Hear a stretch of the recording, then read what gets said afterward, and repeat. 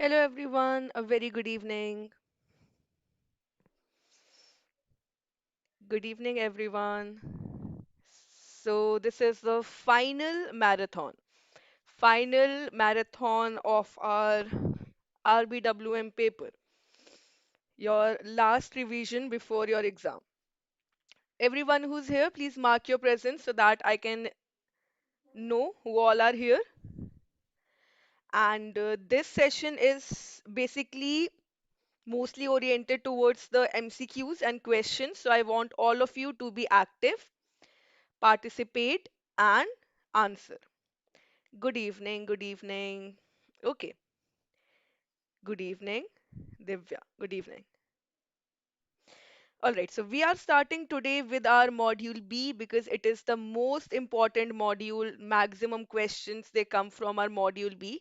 So that is why I want to start with it. Right? Also, in the YouTube class, we had done half of the module B earlier. We'll be doing with the rest of half first. That is, we'll be starting with the unit 10 and then we'll be going backwards. Okay, so let us start. Let us start with the first question of this final marathon. Consider the following statements regarding the regulatory framework of credit card business in India. Banks must obtain RBI approval before entering into a tie-up arrangement with another bank for issuing credit cards. A bank must have a net worth of rupees 90 crore that can it can take undertake the credit card business if it does through a subsidiary. Setting up a subsidiary for credit card business requires prior approval from the RBI. Banks can undertake the credit card business departmentally without RBI's prior approval. Yes, so regarding the credit card business, what is required? What should be the correct answer? 1 and 2 only, 3 and 4 only, 2 and 3 only, or 1, 3 and 4? What should be the correct answer? Banks are permitted to undertake credit card business either departmentally or through a subsidiary company. They can also take domestic credit card business by entering into a tie-up arrangement with already a bank that already has arrangements for the issue of credit cards, right? If the banks they are willing to provide the credit card business coming up into a tie-up arrangement with other card issuing bank, then prior approval of RBI is not required. This means they are just coming into a partnership with already existing credit card business bank, right? So the first statement should be incorrect. If the bank wants to take up the credit card business, there is a minimum net worth of rupees 100 crore. So if a bank has the net worth of rupees 90 crores, they cannot undertake the credit card business. All right. So they need a net worth of rupees minimum 100 crores. Rest, setting up of a subsidiary requires prior approval, but doing the credit card business departmentally does not require RBI's prior approval. All right, so the correct answer should be B. 3 and 4 only is correct. All right, 3 and 4 only is correct. So there are three options: coming up into a tie-up arrangement with another bank which is already issuing the credit cards, or setting up a subsidiary. For that they require RBI's approval and a net worth of rupees 100 crore. And the third option is departmentally, independently, without RBI's approval they can conduct it. Obviously they'll be having a fair policy code for the credit card operations, and how to protect against the reputation risk, how they are going to appoint the direct selling agents. All right. So the correct answer should be A. Please try to answer, even if you get it wrong. You will not get it wrong. Although you will not get it wrong. So just try to answer the questions. Okay, second question. With reference to the credit card transaction cycles, consider the following statements. A credit card transaction involves more parties than a cash transaction. The acquiring bank is the one that issues the credit card to the customer. The issuing bank is the party that bears the credit risk until the customer repays. The clearing network facilitates the flow of transaction data and settlement. So the basics about credit card we already know. The main fundamental is buy now, pay later, right? In the cash transaction, we buy now, we pay right now. But in a credit card transaction, there's a small delay. There are more parties involved. In the cash transaction, there's just the buyer and the seller. In a credit card transaction, there are five members in a complete transaction, in a complete cycle. The customer, who is the card holder, the retailer, the seller, the acquiring bank who acquires the merchant, who is responsible for merchant onboarding, the clearing network, and the issuing bank that issues the credit card to the customer. So, which statement are correct? Which of the following is correct? Read the statements again. The acquiring bank is the one that issues the card to the customer. No, issuing bank. Issuing bank is the one that issues the card to the customer. Yes, the correct answer will be A. 1, 3, and 4 is correct. The second statement is incorrect. Alright, the second statement is incorrect. So, how does the payment cycle work? The issuing bank that has given the credit to the customer, it means that if even if one of the parties, if they're out of cash, what will happen? In this scenario, if they're out of funds, the cycle will not complete. Okay? So this is how it works. Okay. A customer uses a credit card to purchase a laptop worth rupees 60,000. The retailer receives the payment from the acquiring bank within 2 days. The customer repays the issuing bank after 45 days. This is how the credit card works, right? We buy now, we pay later. The acquiring bank means bank of the retailer, right? They have paid the retailer within 2 days, the seller within 2 days. But the customer is repaying the issuing bank after 45 days. That is, after the bill is generated and within the probably within the interest free period. During this period, the issuing bank does not receive funds from the customer. During this period of 45 days, the issuing bank does not receive funds from the customer. True. So, which of the following best explains the financial implication of this transaction? So, this is a scenario, a case study. The acquiring bank bears the credit risk until the customer repays. The clearing network funds the retailer and recovers from the customer. The issuing bank is out of funds for 45 days, effectively extending credit, or the retailer bears the risk of non-payment by the customer. Who is going to bear the credit risk? Who is going to be out of funds for this period of 45 days? It is given in the case study itself. The answer is there in the question itself. Everyone answer this question. Who is going to be out of funds for this period? Yes, the issuing bank is out of funds for 45 days. Correct. Right? No, not B. Why would the clearing network fund the retailer? No. The acquiring bank, the issuing bank has to pay and the issuing bank will recover it from the customer. The issuing bank is going to recover it from the customer. All right, so the correct answer should be C. Consider the following statements about the evolution of credit cards. The first bank card, Charge It, was issued in 1946 and involved a closed loop transaction. Franklin National Bank launched the first modern credit card in 1951, usable by all the customers regardless of the banking relationship. Diners Club card, launched in 1950, was technically a charge card requiring full payment monthly. The first plastic card was introduced by Diners Club in 1951. So the global scenario, evolution of credit cards in the global scenario. We have studied about this. We have also studied about the closed loop and the open loop systems. Which system is followed by the Visa, which is followed by MasterCard, Diners Club. Everything we have studied. So what should be the correct answer? 1 and 3, 2 and 4, 3 and 4, or 2 and 3 only? Drop down your answers, everyone.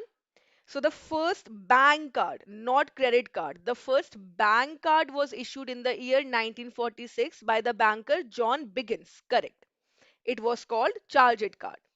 But the customers of the bank, not all the or not all people, just the customers of the bank were allowed to make purchases from the local merchants in the neighborhood. Then the merchants, they used to send the slips to Biggins Bank, and the bank reimbursed the merchants. So only the customers. So it was not a proper credit card. It was a bank card, right? Correct. Then formal credit card was launched when in 1951 Franklin National Bank, which issued them in New York. Okay. First travel and entertainment card was the Diners card in 1950. Diners Club card, right? So which statements are correct? I'm not receiving your answers. Why?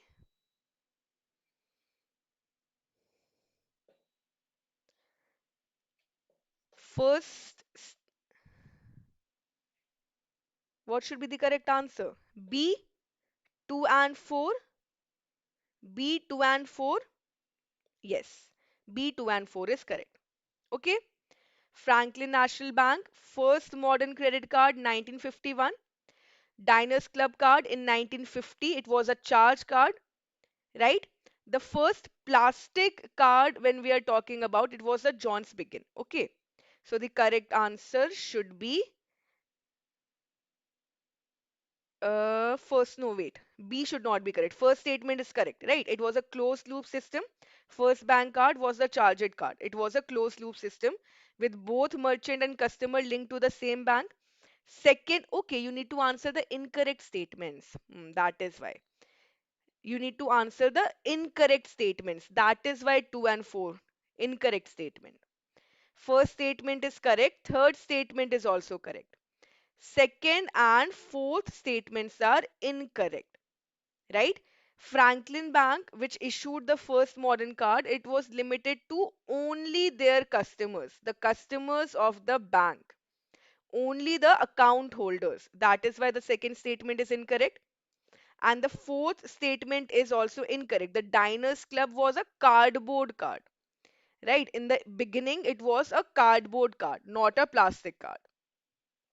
All right, so the correct answer should be B. We had to select the incorrect statements.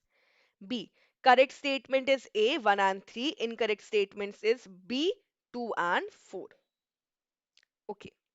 Regarding the open loop and closed loop systems, consider the following statements. Now, um, Diners Club, till here we were talking about the restrictive types of credit cards.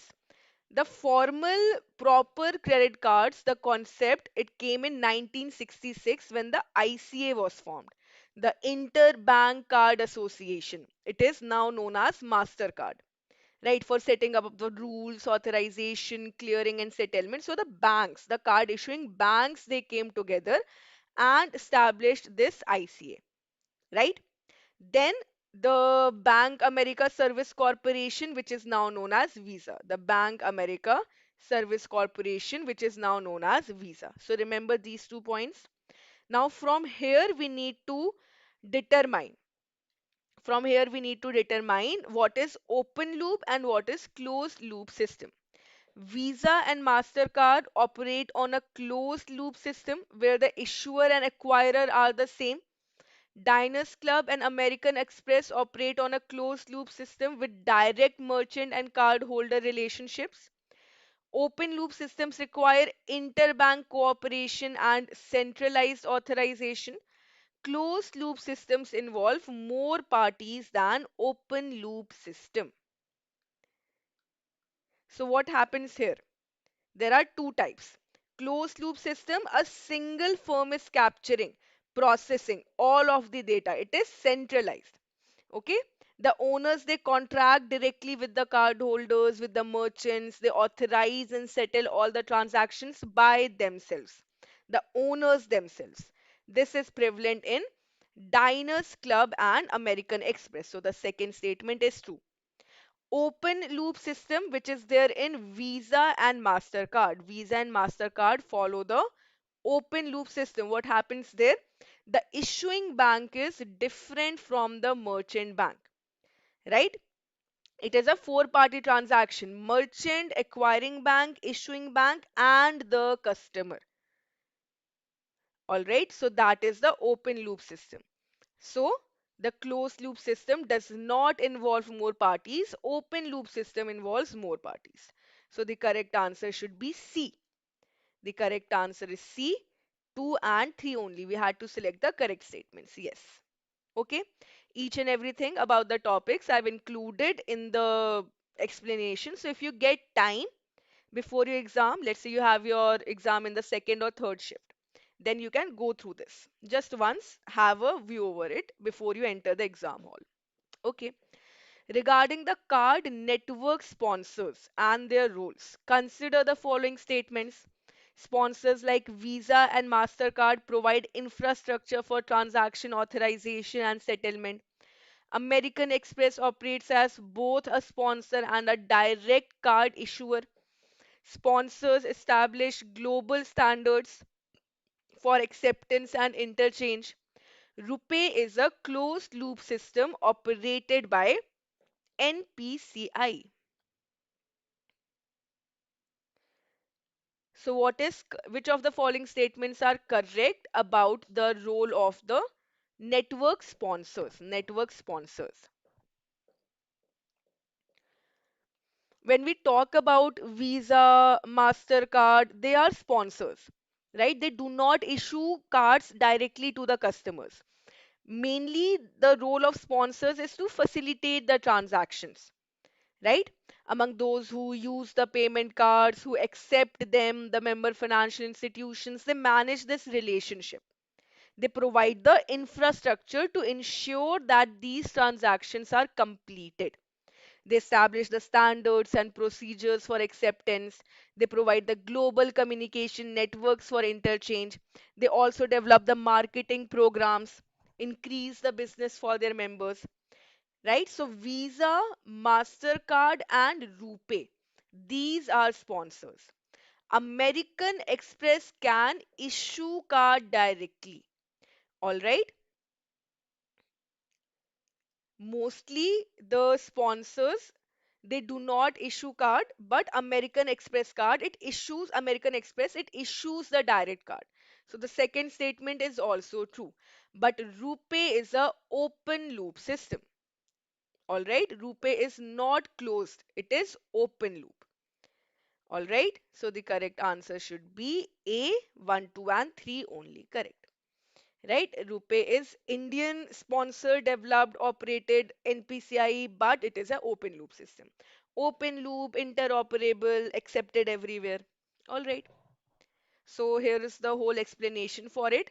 The main players in the industry, their sponsors, they do not issue cards directly except American Express. A bank or the financial institution, when they offer the cards, they have to pay a payment of membership fee to the sponsor, right? And when they issue the cards, they also give this name of their sponsor, right? The card will bear the logo of the sponsor as well as the issuing bank. And what is the role of sponsor? We have already discussed. Okay. Regarding the credit card formats and the repayment structures, consider the following statements.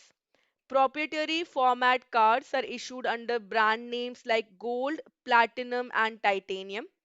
Co-branded cards are issued in partnership with service providers and offer the targeted incentives. Credit card issuers mandate full repayment of dues every billing cycle. Interest is charged on the unpaid balances beyond the interest free period. Yes. So, two formats are there to issue the cards. Banks issue their credit cards in two formats. First is the standalone proprietary format, another is a co branded, where they come up in a tie up. We can say a sort of tie up with the service providers. So, if the credit card is issued by a bank with a hotel or a airline company and I use the card to make a purchase there, I will get some concessions or discounts or reward points. You are saying DCD. Yes. The third statement is incorrect. The third statement is incorrect. 1, 2, and 4. Credit card issuers do not mandate full payment of the dues every billing cycle. No. Minimum amount due. Did you forget the concept of minimum amount due? If my billing cycle, the whole bills that were generated was rupees, let's say 60,000. Out of this, the bank will give me the option that I can pay only the minimum amount due. 5% of it or 250 rupees or the total bill cycle 1%. We had studied about this concept, right? Only interest is charged only on the unpaid balances beyond the interest free period. The bank is also offering me interest free period of 20 to 50 days. So if my bill is generated on 2nd of every month, I have 20 to 50 days, whatever is provided by the banks, to pay the bill. If I do not pay within this period, there's a delay, or I pay only the minimum amount due, then the bank is going to charge me on the whole amount as well as the new purchases. Right? So the correct answer should be D, 1, 2, and 4. Okay, a merchant in Lucknow installs a Bharat QR enabled point of sale terminal device from BillyPay. A customer scans the QR using a mobile app and pays using a Visa debit card. The merchant receives instant notification and the amount is credited via IMPS. Which of the following best explains the transaction flow? The transaction is routed through UPI, settled via NEFT. The card details are shared with the merchant for settlement. The transaction is push based and settled instantly via IMPS. The merchant must retain a physical charge slip for audit purposes. Yes. How does it work? How does it work? How does it work? Do you need to select the incorrect statement or the correct statement? You need to select the correct statement, right? So what should be correct?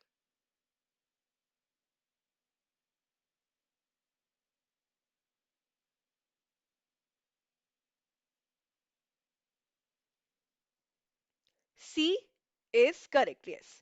The transaction is push based and settled via IMPS. True. So the correct answer should be C, not D. The correct answer is C. So everything about the QR code, the Bharat QR enabled POS device, everything is given here. Right? So it facilitates the users to transfer their money from one source to another without the need of physical card. The money transferred is received directly in the user's linked bank account using IMPS. It is a common interface between RuPay, MasterCard, Visa, American Express, supported both on Android and iOS devices. All right, and about Billy Pay is also given. Okay, so it can be scanned by the same app. Bharat QR is to be used for person to merchant transaction, right? It is UPI based QR. All right. Ravi's, now this is very important. Be very careful when you answer these questions. This is about the finance charges on credit cards. Definitely questions will be asked from here. Ravi's credit card statement dated on 2nd October shows a total outstanding of rupees 20,000. He pays only the minimum amount due of rupees 1,000 by the due date. On 5th of October, he makes a fresh purchase of 5,000 rupees. He does not make any further payments during this cycle, that is, during the cycle of October. He makes only one purchase of rupees 5,000. What finance charge implication will apply to Ravi's account? Interest will be charged only on the unpaid 19,000 from the previous cycle. The interest will be charged on 19,000 rupees and 5,000 rupees from the date of new purchase. No finance charge will apply as the minimum amount due was paid. Interest will be applied only on the 5,000 rupees purchase after the next statement date. So, what should be correct with regard to the finance charges? So, what are finance charge?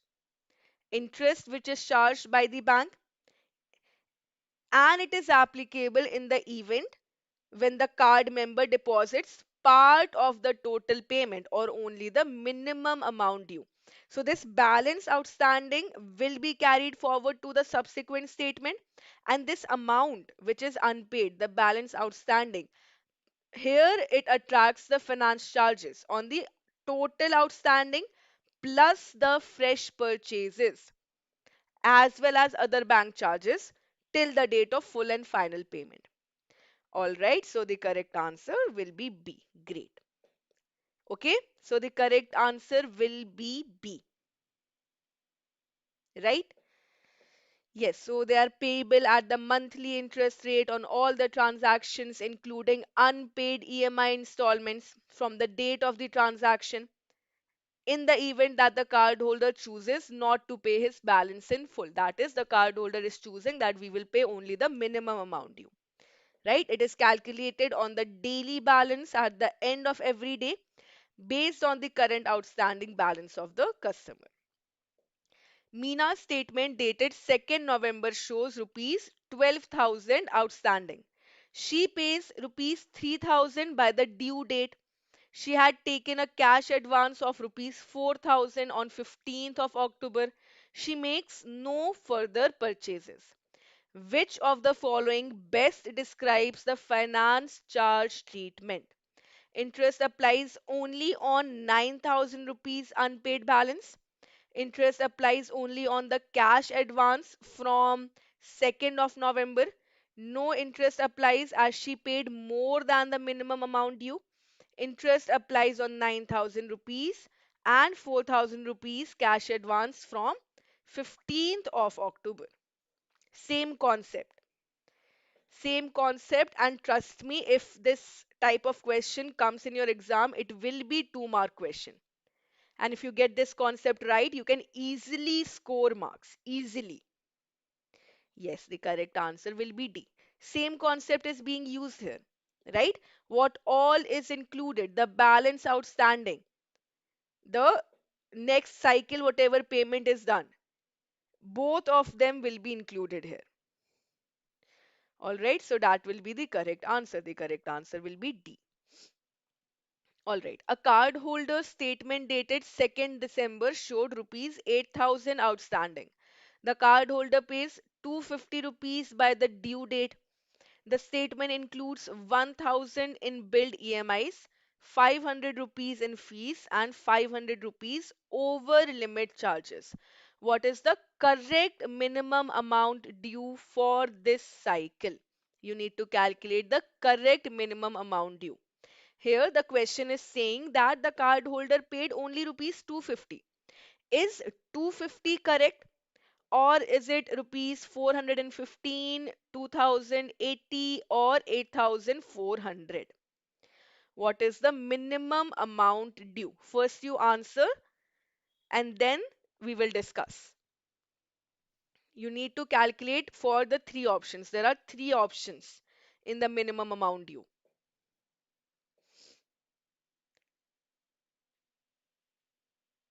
Yes, what should be the correct answer?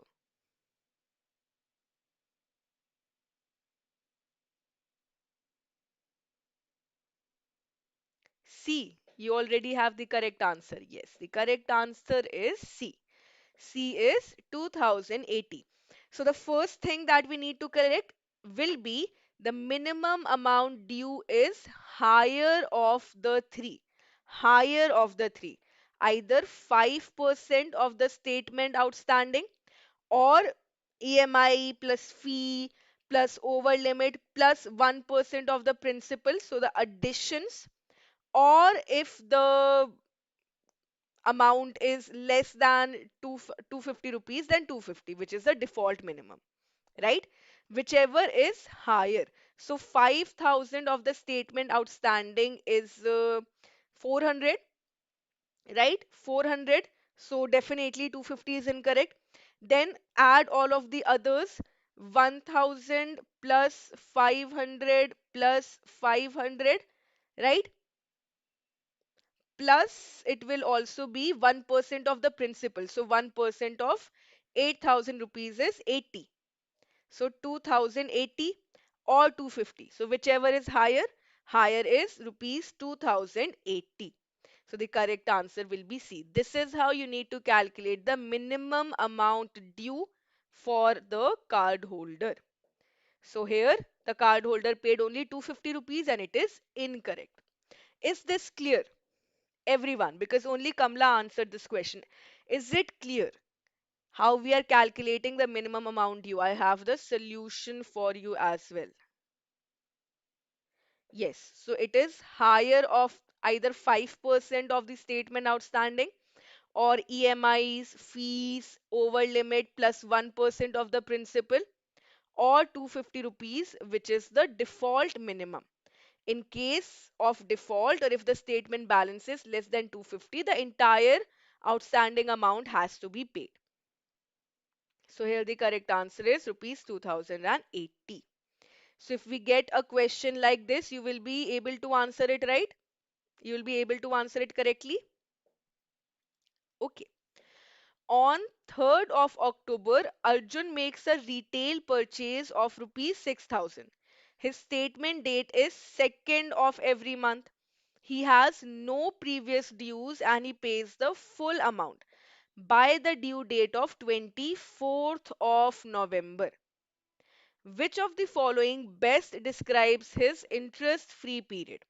No interest-free period applies as the transaction was made after the statement date. Interest-free period is 22 days from 2nd of November. Interest-free period from 3rd of October to 2nd of November only. The interest-free period is from 3rd of October to 24th of November. What should be the correct answer? What should be the correct answer? Here you need to assume. Take an assumption. What is the normal interest-free period offered by banks? 20 days to 50 days. Does it apply in any of these cases? First statement is incorrect. Definitely. Because we pay our bills after the statement date only. So the first statement will be incorrect. The interest-free period is 22 days from 2nd November. 2nd November of every month. The 22 days from 2nd November, no. Not from 2nd November because we are talking about October. Yes, so the correct answer will be D. Very good. Interest-free period is from 3rd of October to 24th of November. All right, from 3rd of October, when we make the purchase, from that we calculate the interest-free period. And the condition is that there are no outstanding previous card dues. Only if the retail purchases, only if retail purchases are made and the previous month's balance is paid in full, only then the maximum interest free period is given, right? So if my statement date is 2nd of every month, like 2nd October statement will contain all my transactions billed between 3rd of September and 2nd of November. So now I will have 22 days time to pay this bill whatever is generated, right? If I make a transaction on 3rd of October, now it will appear on the November bill on 2nd of November. The payment will be due 22 days after that. All right. Interest free period does not apply for cash advances or revolving balance, only for retail purchases. A customer withdraws 5,000 rupees as a cash advance. The bank charges 3.49 monthly interest and a transaction fee of rupees 2.5%. Minimum 300 rupees. The customer repays the full amount after 30 days. What is the total cost incurred by the customer? So if you remember the other charges and penalties that we had studied about, right? So accordingly, you need to calculate. The withdrawal made is 5,000 rupees, and you need to calculate what will be the interest. The interest rate is given 3.49%. Then you need to also calculate the fee, which is 2.5%. 2.5%, right? So how do we calculate it? 5,000 multiplied by 3.49% to get the interest, and to get the fee, it will be 2.5% of 5,000, right? 2.5% of 5,000. So what is 2.5% of 5,000? It is 125 rupees. 125. Minimum here it is given 300. Minimum 300. So 300 rupees will be paid, not 125 plus 300 rupees.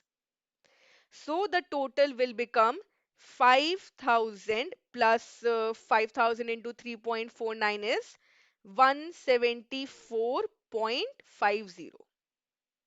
So 5,000 plus 174.50 plus 300. Is everyone getting this? Same. Are you getting it or not? The other charges and penalties. The other charges and penalties. For cash advance transaction fee, it is 2.5% of the cash amount, or minimum 300 rupees. For card replacement, it is different. Overdue penalty, it is different. Right?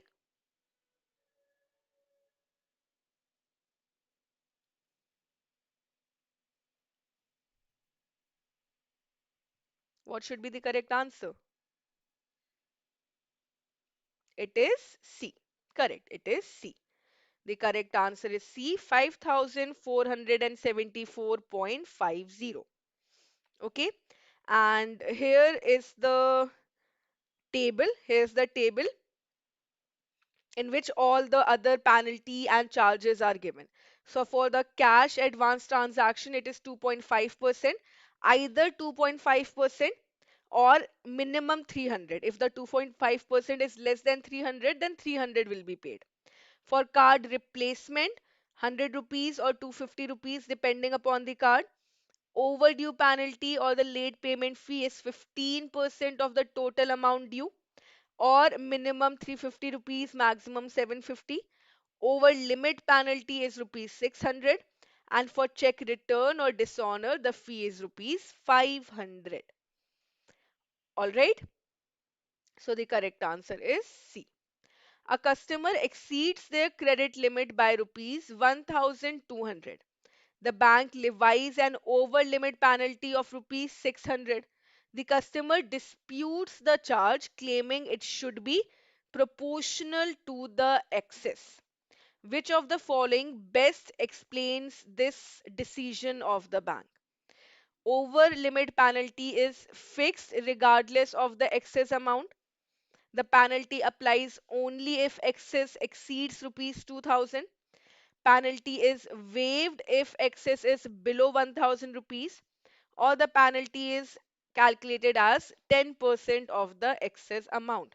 So overdue penalty. The customer has exceeded their cash limit. So what is the over limit penalty? Refer to this table again. What should be the correct answer? A, B, C or D? Everyone. Why did the bank charge rupees 600 from the customer?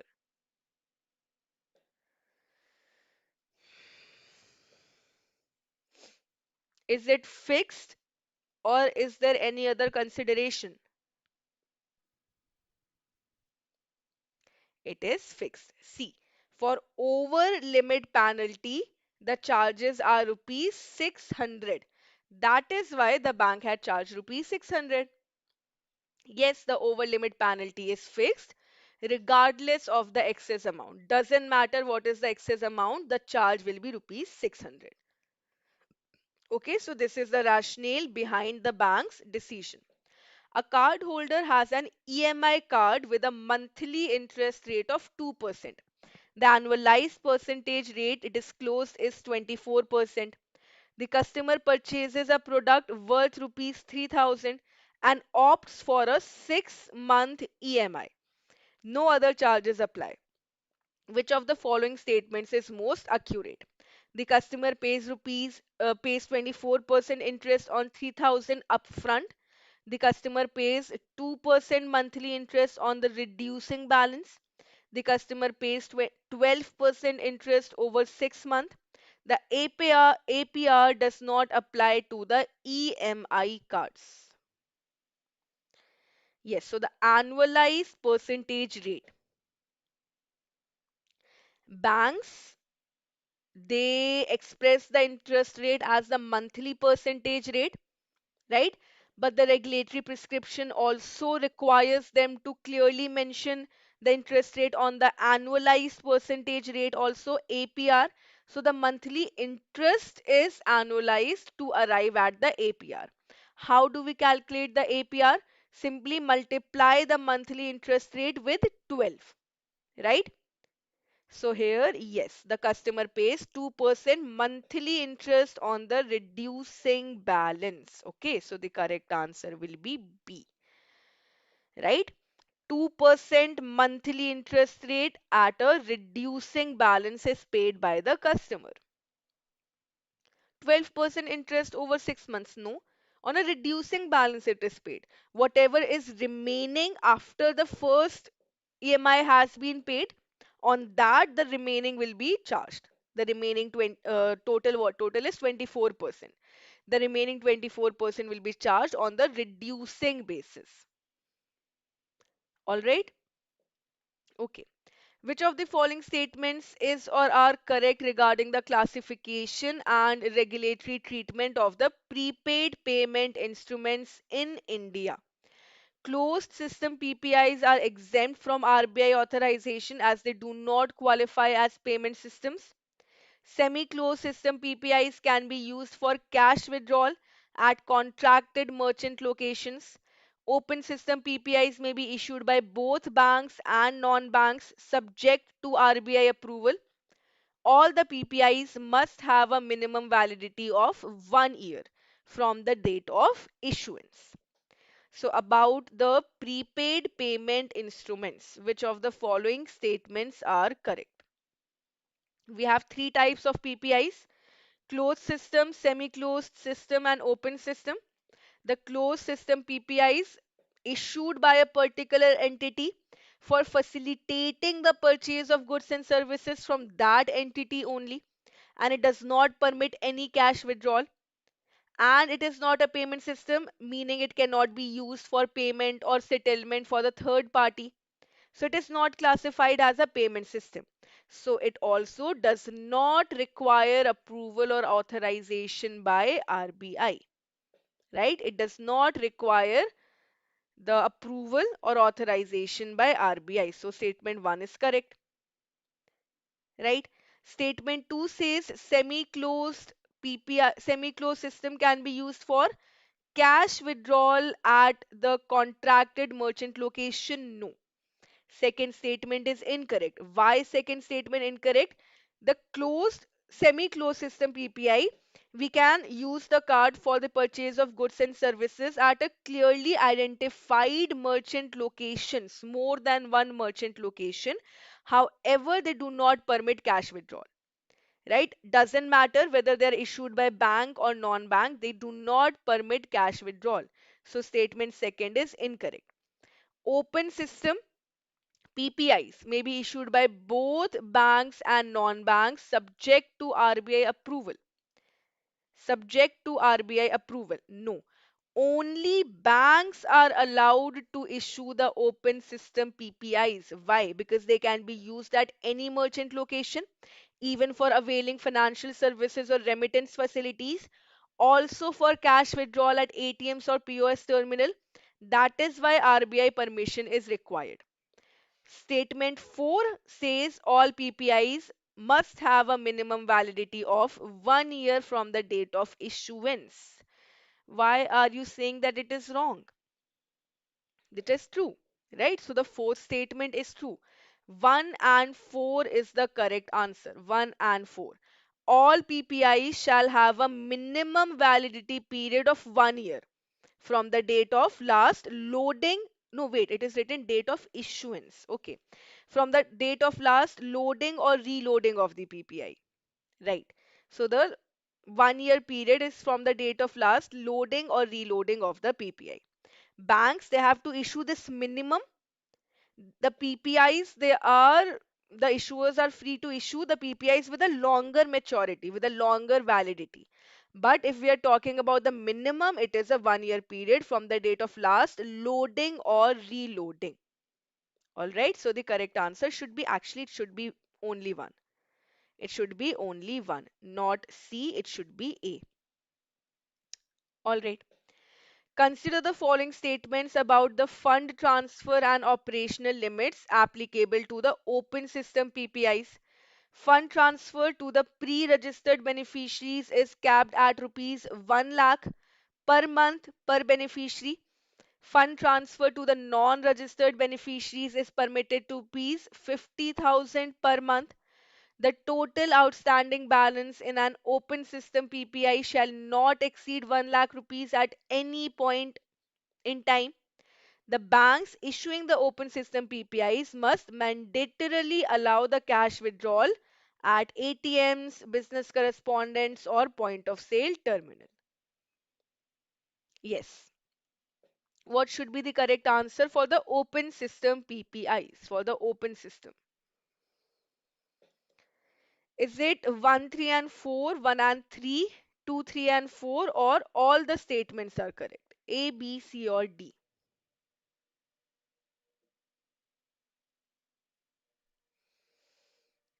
Which statements are correct? Statement 1 is true. The amount outstanding shall not exceed rupees 1 lakh at any point of time.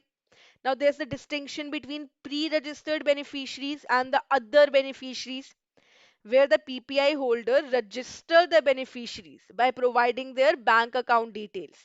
For them, the fund transfer limit is 1 lakh rupees per month per beneficiary, not 50,000, 1 lakh. The fund transfer limit for all other cases is restricted to 1,000 rupees. So pre-registered beneficiaries 1 lakh true. Fund transfer to non-registered beneficiaries not 50,000, it is 10,000. The balance outstanding should not be more than 1 lakh rupees. Right? So the correct answer should be A, 1, 3, and 4. No. Open system allow cash withdrawal at ATMs, POS, or the business correspondent, right?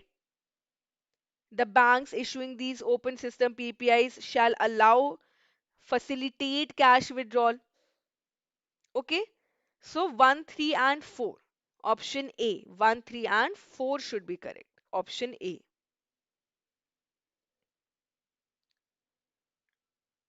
Okay. Which of the following statements is or are correct regarding the governance and loading of the PPIs? So, loading, reloading governance. PPI issuers must have a board approved policy for issuance and related activities of all PPI categories. Interest may be paid on the PPI balances if the instrument is issued by the bank and linked to the savings account. PPIs may be loaded electronically only through electronic methods, through instruments issued by the regulated entities in India and in Indian rupees. The cash loading of PPIs is capped at 50,000 per month, subject to the overall limit of the instrument. So which of these statements are correct? 1 and 4, 2 and 3, 1, 3 and 4, or all statements? Which of these statements are correct?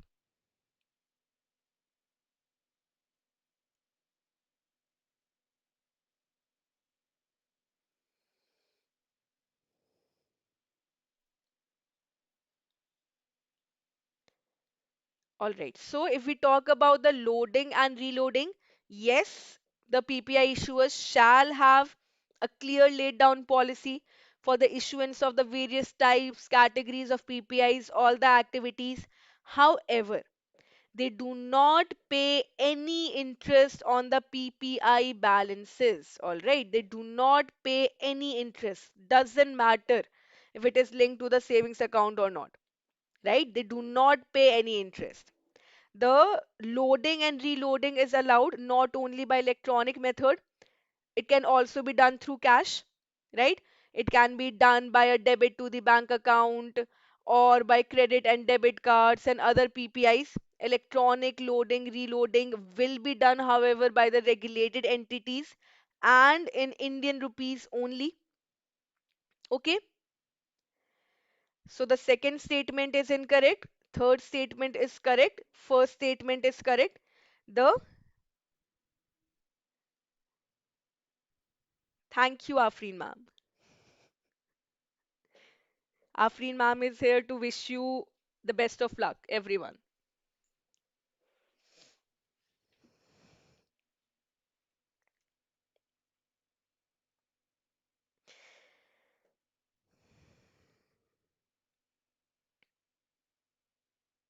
Yes,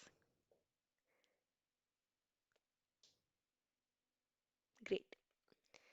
Definitely, definitely, they will all perform their best in tomorrow's exam and they will qualify the RBWM paper also.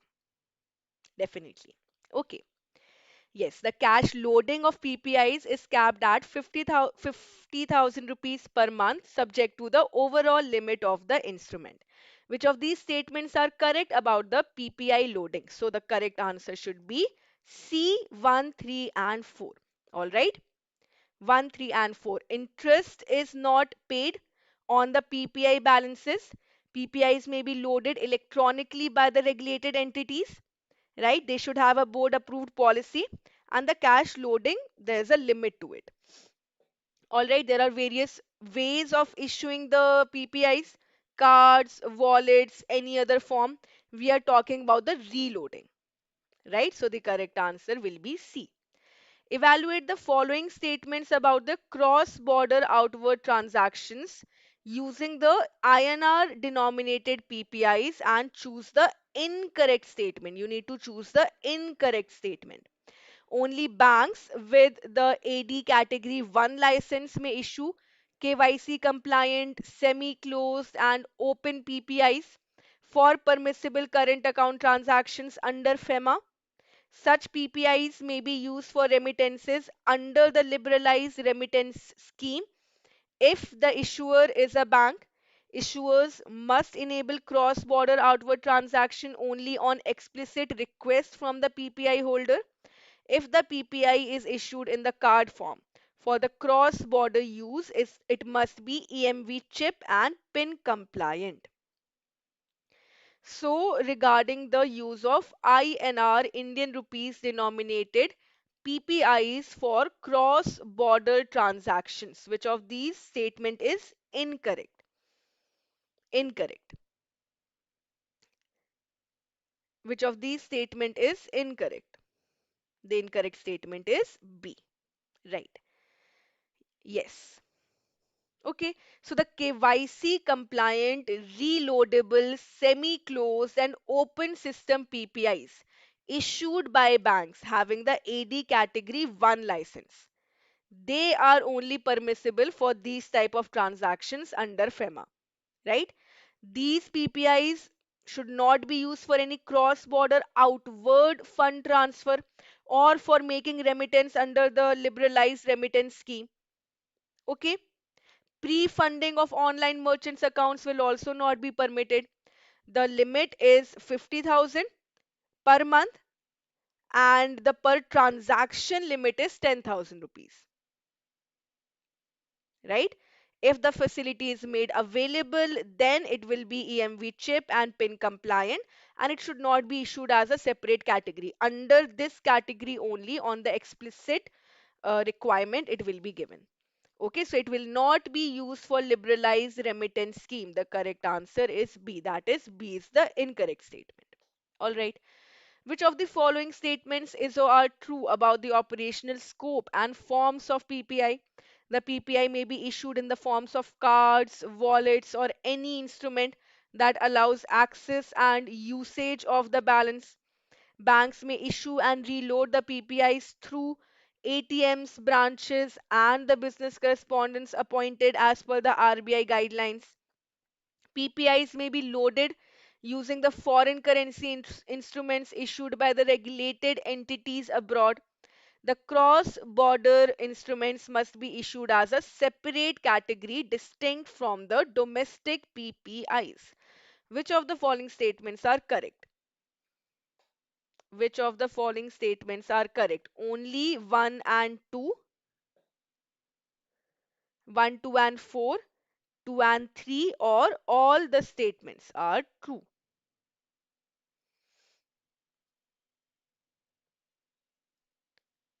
Which of the following statements are correct? Right now, we discussed that even when for cross border transactions they are being used, they should not be given as a separate instrument, right? As a separate class of PPIs, they're not issued. So the fourth statement is incorrect. And they cannot be loaded using the foreign currency instruments. No, only INR. All right. Loading must be via the Indian rupees denominated instruments issued by the regulated Indian entities only. So statement 3 is also incorrect. The correct answer should be A, 1 and 2 only. The correct answer should be A, 1 and 2 only. All right. Okay. Evaluate the following statements comparing the contactless cards and the smart cards. Both contactless cards and contactless smart cards use the near field technology for wireless communication. Contactless cards are limited to rupees 5,000 per transaction without PIN, while the smart cards have no such limit.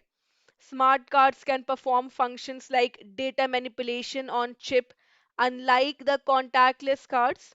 Contactless cards are inherently more secure than the smart cards due to the pin-less convenience.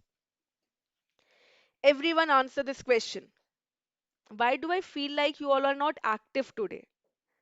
Yesterday you were answering the questions very actively. Today you are not. Why? Everyone, please participate and try to answer. We are revising the module B. It is very important. Yes, what should be correct? Which statements are true? So when we talk about the smart card, it is similar to the credit card in the size and shape. Plastic card with a microprocessor chip or the memory chip, true, right? There is the card holder's personal data stored in it using the data encryption standard approved by the ISO. EFT transactions can be done. There are two types of smart cards: contact smart cards and contactless smart card. But when we are talking about separately the contactless card, there the limit is there. It is a faster way to pay with a credit or the debit card for purchases under 5,000 rupees only, right?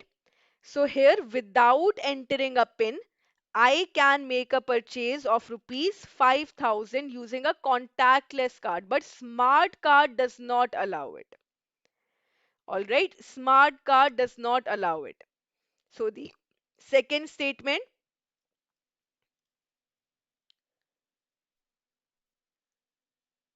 do I have the correct answer yet? First statement is correct. Both of them use the near field communication technology.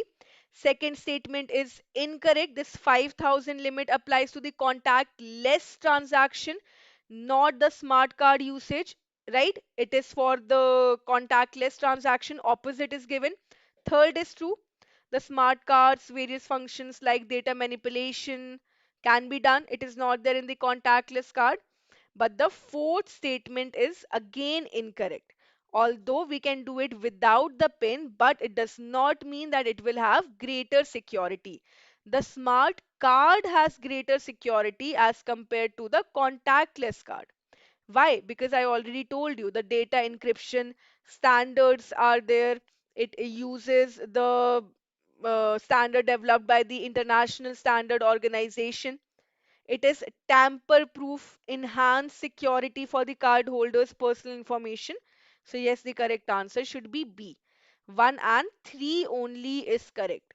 1 and 3 only is correct. Yes, B. Okay, the correct answer will be B. Which of the following statements is or are incorrect regarding the regulatory framework for the payment systems in India? You need to mark the incorrect statements. The Payment and Settlement Systems Act 2007 empowers RBI to regulate and supervise the payment systems in India. NPCI was established under the Companies Act of 1956 as a private entity to operate the centralized payment systems. RBI and IBA jointly initiated the formation of NPCI under the Payment and Settlement Systems Act of 2007. Only banks with AD category 1 license are eligible to participate in the centralized payment system. So we have two types of payment systems, right? We have two types of payment systems, centralized and decentralized. Centralized means it can be the transactions can be made anywhere, like in RTGS, NEFT, NECS. Decentralized means the clearing houses, right? When we talk about the NPCI, it was under the Payment and Settlement Systems Act for the regulation and supervision. Power has been given to RBI. Setting up of NPCI was done by RBI and IBA together under the Payment and Settlement Systems Act. All right. So the correct answer should be C. That is, you need to mark the incorrect statement. So 1 is true, 1 is correct, and 3 is correct. 2 and 4 are incorrect. In the centralized payment system, NEFT, RTGS, NECS, NACH, all of these are there. Okay. So 2 and 4 are the incorrect statements. NPCI was established not under the Companies Act but by RBI and IBA together. And fourth statement we already discussed. Everyone who's present here, please like the video and try to be active. Just like the video and try to be active. Try to answer all of these questions. Okay? Yes. Which of the following statements is or are true about the NEFT operations and the customer access? NEFT operates on a deferred net settlement basis and processes transactions in batches. Walk-in customers without the bank accounts can initiate NEFT transactions up to 50,000 rupees per transaction. NEFT transactions are transmitted using the Structured Financial Messaging System SFMS. NEFT allows two-way cross-border remittances between India and Nepal under the Indo-Nepal Remittance Scheme. Which of the following statements are correct? Which of these statements are correct? No. D is not true. All of these statements are not correct. Try again. Read the statements very carefully. D is incorrect. D is not correct.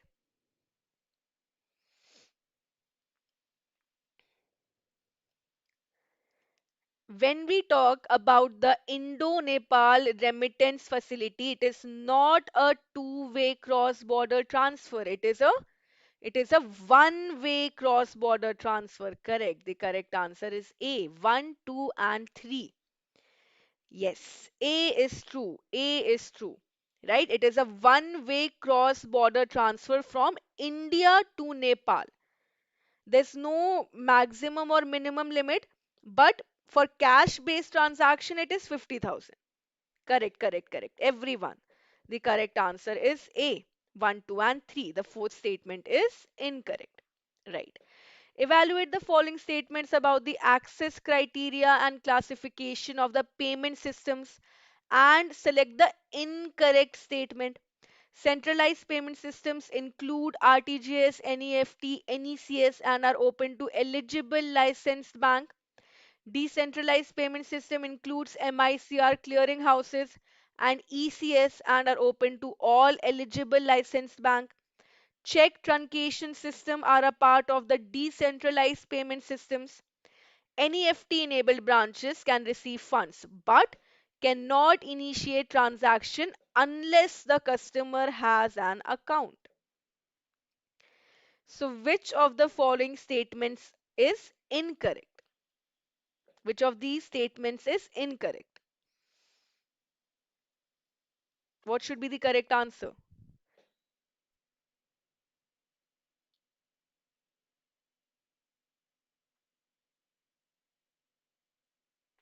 So we discussed, right? For facilitating the NEFT transfer, the bank branch should be NEFT enabled. Individuals, firms, corporates maintaining accounts with the bank can transfer funds. Even such individuals who do not have a bank account, it means they are the walk-in customers. They can also deposit cash at the NEFT enabled branches, right? The remittance will be restricted to the maximum of rupees 50,000, right, per transaction.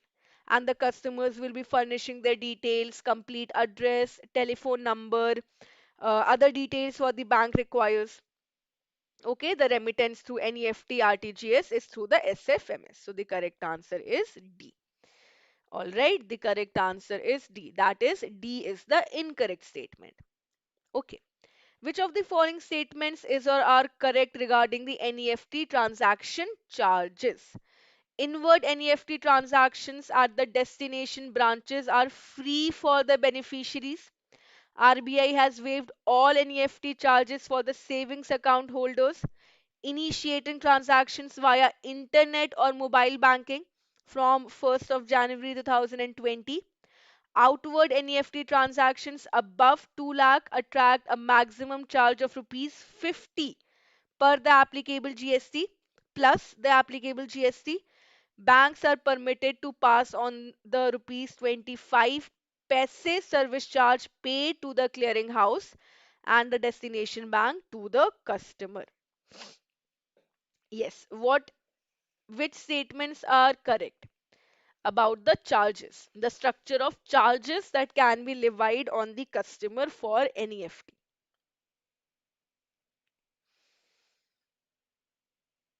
What should be the correct answer?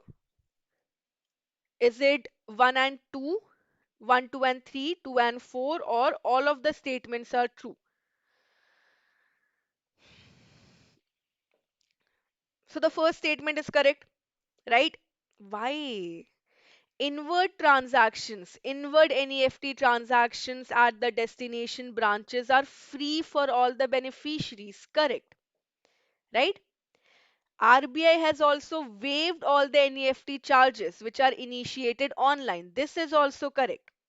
But when we are talking about the outward transactions at originating bank branches, the transactions up to rupees 10,000 is what? It is not exceeding 2.50 rupees plus the applicable GST. From 10,000 to less than 1 lakh, that is up to 1 lakh rupees, it is 5 rupees, right? For transaction between 1 and 2 lakh, it is what? It is 15 rupees, right? And for above 2 lakhs, not exceeding 25 rupees. More than 2 lakhs, it is not exceeding 25 rupees. All right, not 50 rupees, but 25 rupees. Also, The banks, they have to pay 25 paise per transaction to the destination bank or the clearing house. They cannot pass it on, they cannot pass it on to the customers. They themselves have to pay it. The originating banks, they're required to pay a nominal charge of 25 paise each per transaction to the clearing house as well as the destination bank as a service charge. They cannot pass these charges to the customers. All right. So the correct answer is A, 1 and 2. Now, the processing charges, time varying charges, which were levied by RBI for the outward transactions have also been removed. All right. All the charges which are done online have been removed. All right, yes. So the correct answer is A, 1 and 2 only. 1 and 2 only. Okay. Evaluate the following statements about the NEFT timing and settlement protocols. Destination banks must credit or return the NEFT transactions within 4 hours of the batch settlement. NEFT operates 24/7, 365 days with 48 half-hourly settlement batches daily. The first transaction batch begins at 12:30 a.m. and the last ends at 12 a.m. midnight. The transactions initiated after the banking hours are processed through the straight through processing. Yes, which of these statements are true? 1, 2, and 3, 1 and 4, 2, 3, and 4, or all of the above? Which of these statements are true?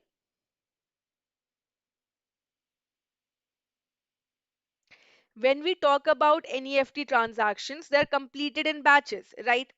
Whenever I make a mandate, I submit a transaction, it will be clubbed with the next batch available. Half hourly batches are there, but the transactions are not completed within 4 hours. It has to be completed within 2 hours. So the first statement will be incorrect, right? Rest everything is correct. Earlier, there were limitation. Earlier, the timings for NEFT were fixed from Monday to Friday, 8 a.m. to 12 p.m. Sorry, 8 a.m. to 6:30 p.m. For Saturdays, it was 8 a.m. to 12 p.m. Now, NEFT is available 24/7, 365 days. There are 48 half-hourly batches. First one, 12:30 a.m. after midnight, and the last 12 a.m. If I make a transaction at 12:15 a.m., it will be in the next day through state through processing. Yes, so the correct answer should be C, 2, 3, and 4. 2, 3, and 4. All right, 2, 3, and 4.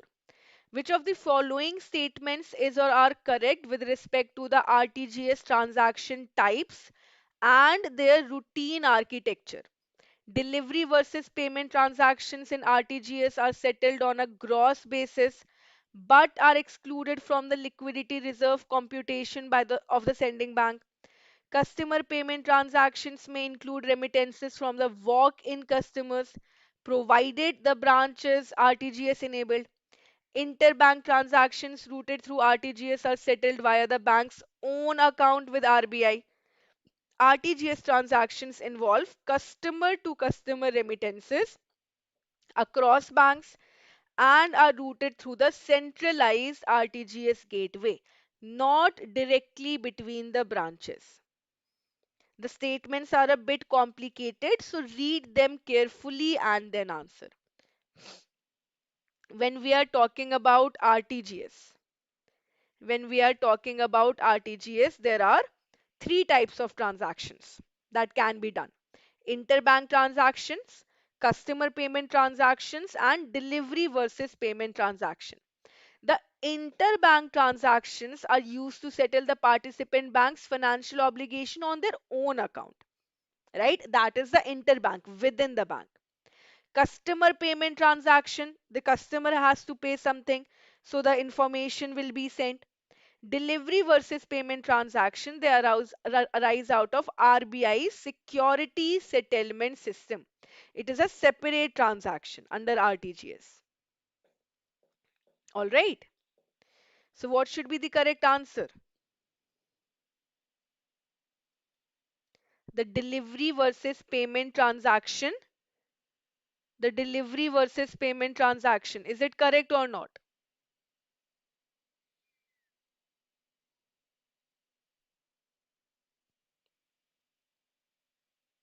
No, the correct answer is B.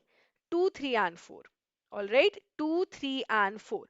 I told you the meaning of the customer payment transaction, interbank transaction, and the RTGS transaction, customer to customer, right, across the banks, settled through the centralized RTGS gateway.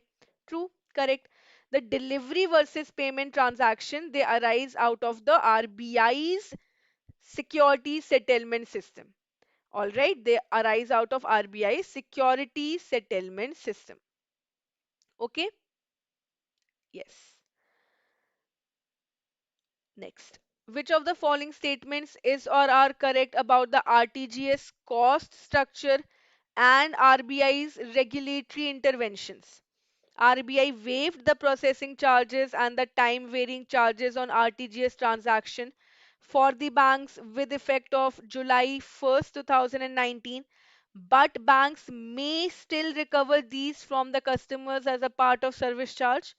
RTGS initiated via mobile banking by the service account are exempt from the outward transaction charges. The 25 paise service charge paid by the originating bank to the clearing house is recoverable from the remitters if the transaction exceeds 5 lakh rupees. RBI's waiver of RTGS charges applies only to the interbank transaction, not to the customer payment transaction. Yes.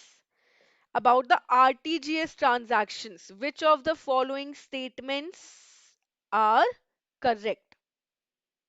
Only two, 1 and 3, 2 and 4, or all the statements are incorrect?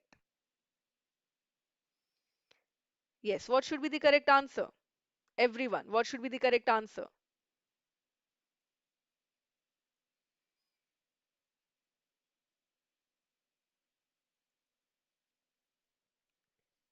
It is a very simple question. If you read the statements carefully, you can answer it very easily. The first statement is incorrect, right? RBI has waived off the processing charges.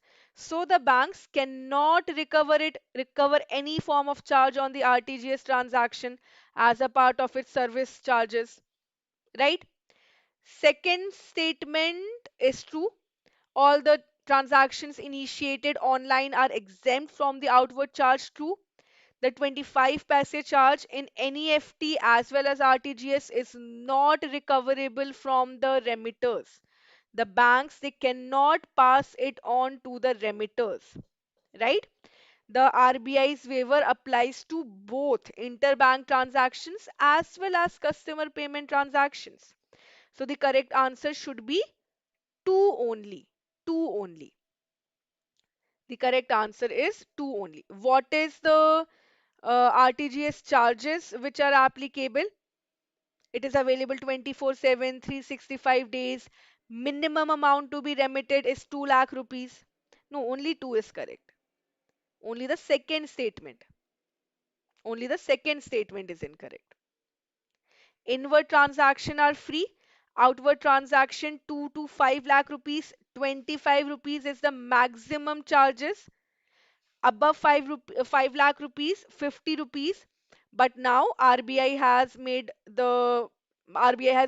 the processing charges which are levied by it for the RTGS transaction. All right. So that is the correct answer. Only two. Okay. Which of the following statements is or are incorrect regarding the institutional and regulatory framework of the ECS credit? What is ECS? The Electronic Clearing Services. It is used by institutions for making bulk payment, right? Towards distribution of income, salary, pension, interest, dividend, or for the collection of bulk account, bulk collection, telephone, electricity, water dues, EMIs. premium on the insurance, right? It is processed under the operated by NPCI. The transactions are processed under the NACH, the ECS. Now, which of the following statements are incorrect about the ECS credit? The ECS credit users must be registered with the ECS center and can initiate the payments only through their designated sponsor bank. The ECS credit can be used to transfer funds to NRE and NRO accounts subject to FEMA and the wire transfer guidelines. ECS center directly credits the account of the destination account holder after debiting the sponsor bank. The MICR code of the sponsor bank is mandatory for the ECS file submission, while the destination bank's MICR code is optional. Yes, so what happens in the ECS credit? Institution wants to credit some amount to a large number of beneficiaries, periodic, repetitive, bulk. Beneficiaries can be the institution's employees, investors, pensioners. So the ECS user will register itself with the clearing center. The ECS credit payment will be put through the ECS user through their account only. So the institution's account is known as the sponsor bank, and they will be afforded to the beneficiary account holder, the destination bank, right? The user, the account holders will give mandates to the user institutions, right? Yes, the incorrect statements are 2 and 4. 2 and 4. Right. So the user will submit the details of the beneficiaries as well, not only their own detail, but the beneficiaries' details also have to be submitted. Their name, bank, branch, account number, MICR code of the destination bank, the date and amount of the credit, right? The ECS center will debit the account of the sponsor bank on the scheduled settlement day, credit it to the destination bank for the onward credit to the beneficiary. ECS can be used to send funds to NRE and RO accounts. However, it should be in adherence to the Foreign Exchange Management Act and the wire transfer guidelines. All right. So the correct answer should be C. Okay.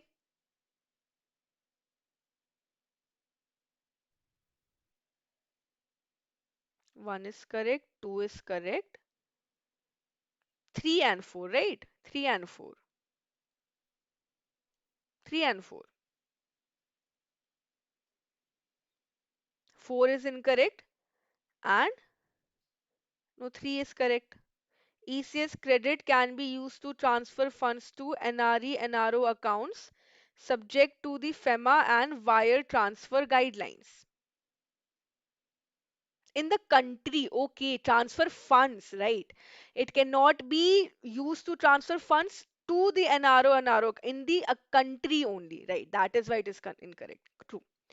Which of the following statements about the ECS credit settlement and customer protection mechanisms evaluate these statements?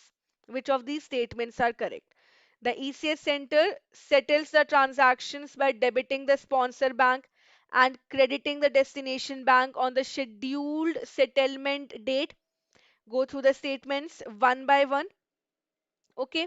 In case of delayed credit, the sponsor bank is liable to pay penal interest rate to the ECS user at the RBI repo rate plus 2%.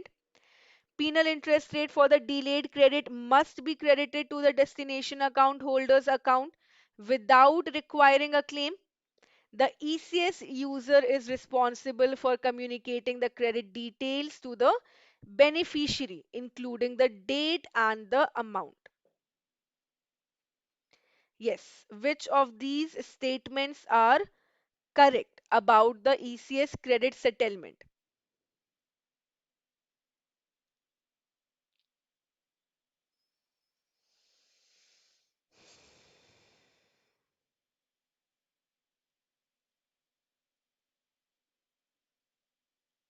What should be the correct answer?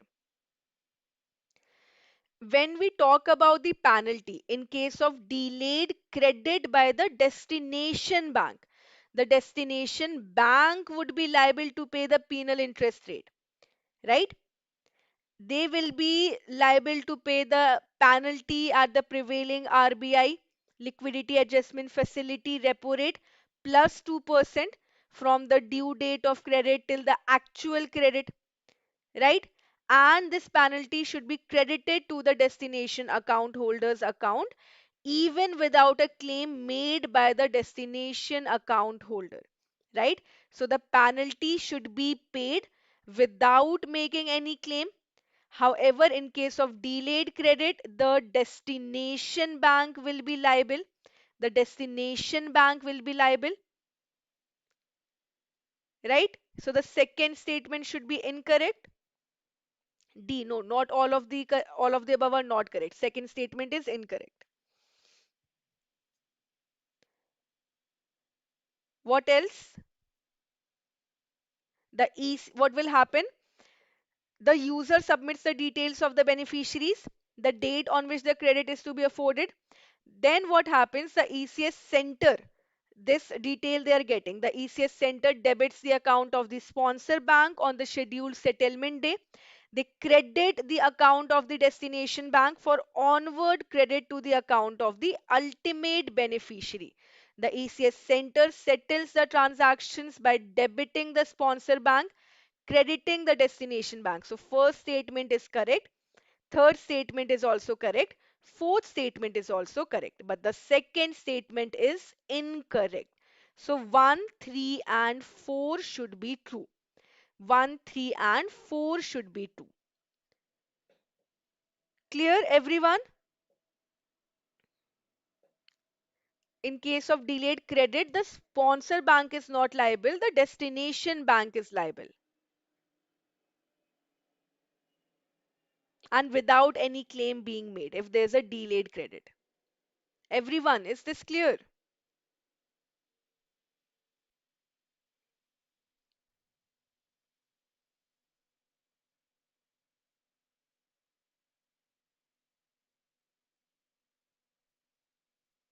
Yes, the correct answer is B, 1, 3 and 4 only. Okay, all right. Which of the following statements is or are correct regarding the ECS debit mandates and their legal standing? Now, what is ECS debit? When the ECS user wants to debit the account of more than one people in bulk for the collection of dues, like loan installment, premium, investment in the mutual fund, regular payment of the taxes. These are periodic and repetitive in nature, right? Payable to the user institution. Then the ECS debit will be used. So the ECS debit mandate is a legally equivalent. It is legally equivalent to a check issued by the customer. Must be honored if the funds are available. Customers can impose conditional ceilings on the ECS debit mandates, including the account purpose and the validity period. Withdrawal of an ECS debit mandate must be routed through the sponsor bank to the ECS center for effective deactivation. Dishonor of an ECS debit due to insufficient funds attract penalty under the section 138 of the Negotiable Instrument Act of 1881. Yes, everyone. Everyone answer this question. The ECS debit user in this scenario will submit the details of their customers, the same details that we discussed in the ECS credit. Same details, right? Their name, bank account, MICR code, everything. Yes, the correct answer will be C, 1, 2, and 4. All right, 1, 2, and 4. Why the third statement is incorrect? The ECS debit user, when they submit the detail in the specified form, the ECS center will pass on the debit to the destination bank for onward debit to the customer's account and then credit the sponsor bank's account so that the user institution's account can be credited. right? This will be treated, the electronic transact instructions are treated at par with the physical checks, right? It has to be maintained, fulfilled, honored. If let's say the customer they want, they can choose a ceiling on the amount of debit, the purpose, validity. It is left to the choice of the individual customer and the ECS user to decide. No fresh post dated check, EMI check can be accepted here, right? Dishonor of fund is not paid according to the Negotiable Instruments Act. It is paid according to the Payment and Settlement Systems Act of 2007. All right. So the correct answer, see, this is correct. It is paid according to the Section 138 of the Negotiable Instrument Act. Fourth statement is true. As per the Payment and Settlement Systems Act, it is available. That is why the fourth statement is also correct and the third statement is incorrect. If the customer wants to make a withdrawal, they no longer want to continue. In this case, the customer has to send a prior notice to the ECS user institution so as to ensure that the instruction can be given. So if let's say the debits are to be made on 5th of every month, so at least previous month 15, 20, 30 days should be given so that the mandate can be cancelled, not one day before.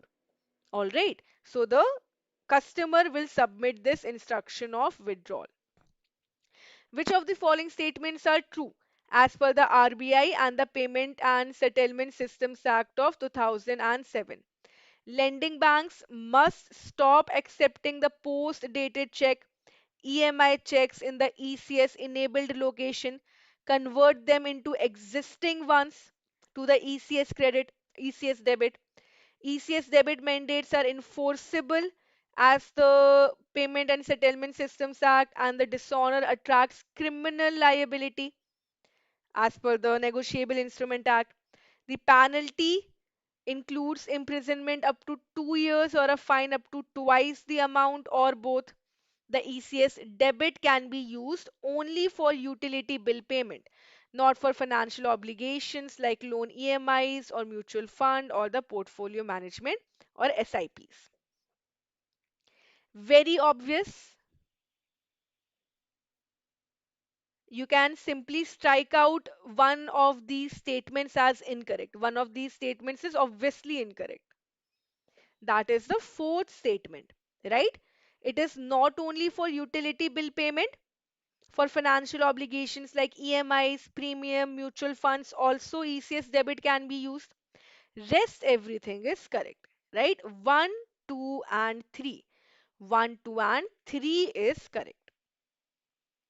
All right, so basically, the areas where the ECS debit has been enabled or ECS credit has been enabled, in those areas, in those locations, the RBI has said that banks will not accept any post dated check or EMIs check, right? They will convert it into the ECS or the regional ECS, whatever is there. They will obtain fresh mandates. Okay, so the correct answer is A. Which of the following statements is or are correct regarding the classification now? Classification and operational jurisdiction of the ECS scheme. We have ECS at three levels: local ECS, regional ECS, and the national ECS. Which of the following statements are correct? Local ECS is operated by RBI and covers all the branches within a state or a group of states. Regional ECS is operated at 9 centers covering all core banking enabled branches within a state or a group of state. National ECS is centralized at Mumbai and covers all the CBS enabled branches across India. NACH is a centralized ECS like mechanism operated by RBI for pan India coverage. Yes, which of these statements are correct? Which of these statements are correct?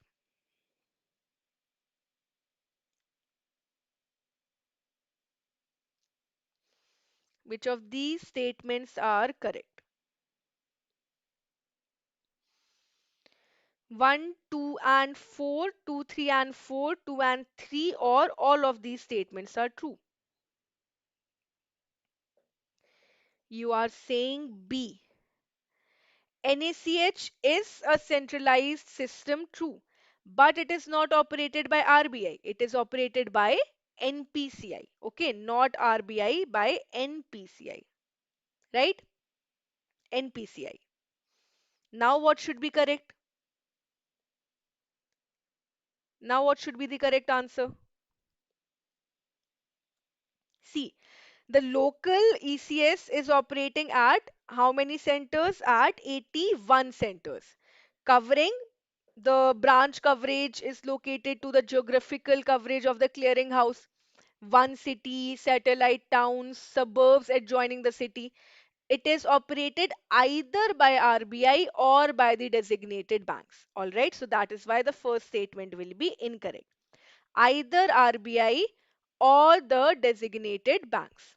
The regional ECIs, correct, are operating at 9 centers or locations at various parts of the country covering the state or a group of states, and they are operated by RBI. So the regional are operated by RBI at 9 centers, true. The national ECS is centralized at Mumbai, covering all CBS enabled branches across India, anywhere in India, and it is also operated by RBI. So the correct answer should be 2 and 3 only. 2 and 3 only. Now, what has happened? The NACH has taken place of ECI on 1st of May 2016. The NACH has been implemented by NPCI for the same purpose. The purpose is same for high volume electronic transactions which are repetitive and periodic in nature. NACH works in place of the ECS. ECS had the three centers. NACH is the centralized for all over India, all the branches in India. Okay, so the correct answer will be C, 2 and 3 only. It is operated by NPCI, not by RBI. Evaluate the following statements about the NACH's operational capabilities and institutional design. It supports both credit and debit bulk transactions for the government, corporate, and financial institutions. NACH allows banks to design customized products while adhering to NPCI's core standards. It does not support Aadhaar based transactions, and it is limited to the account number based routing only. NACH includes the mandate management system and dispute management system for operational efficiency. So, what is the NACH? Basic idea I've already given you. It is the centralized system to consolidate the multiple ECS systems, removing the local barriers, national footprint spread across the geography of the country, irrespective of the location of the bank. So, which statements are true about the NACH? 1, 2, and 4, 1 and 3, 2, 3, and 4, or all of the above statements?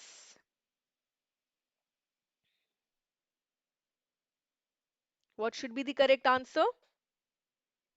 The correct answer should be, it should be A, 1, 2, and 4. Under the NACH, we have the Aadhaar payment bridge, the APB system, Aadhaar payment bridge system. It is also developed by NPCI so that the government agencies, they can make the direct benefit transfer scheme a success. So the subsidies of the government, the benefits to the beneficiaries are sent directly to their bank account using their Aadhaar numbers through NACH, right? So the NACH is what? It is the centralized version of ECS. Under the ECS, we had three variants: local, regional, national. NACH is the single version running throughout and across the geography of the country. All the branches are covered. Which of the following statements is or are correct regarding the roles of sponsor banks? destination banks, and users in the NACH system. So now we are talking about the different parties to the NACH. The users must maintain accounts with destination banks to initiate the transactions under the NACH. The sponsor banks are responsible for originating transactions and forwarding the mandates on behalf of their corporate customers to NPCI. Destination banks validate the customer details, approve or reject the mandates, and update the Aadhaar mapper as part of their NACH responsibilities. Sponsor bank and destination bank must be members of the RBI approved payment system, and they should enter into agreements with NPCI. Which statements are correct regarding the rules?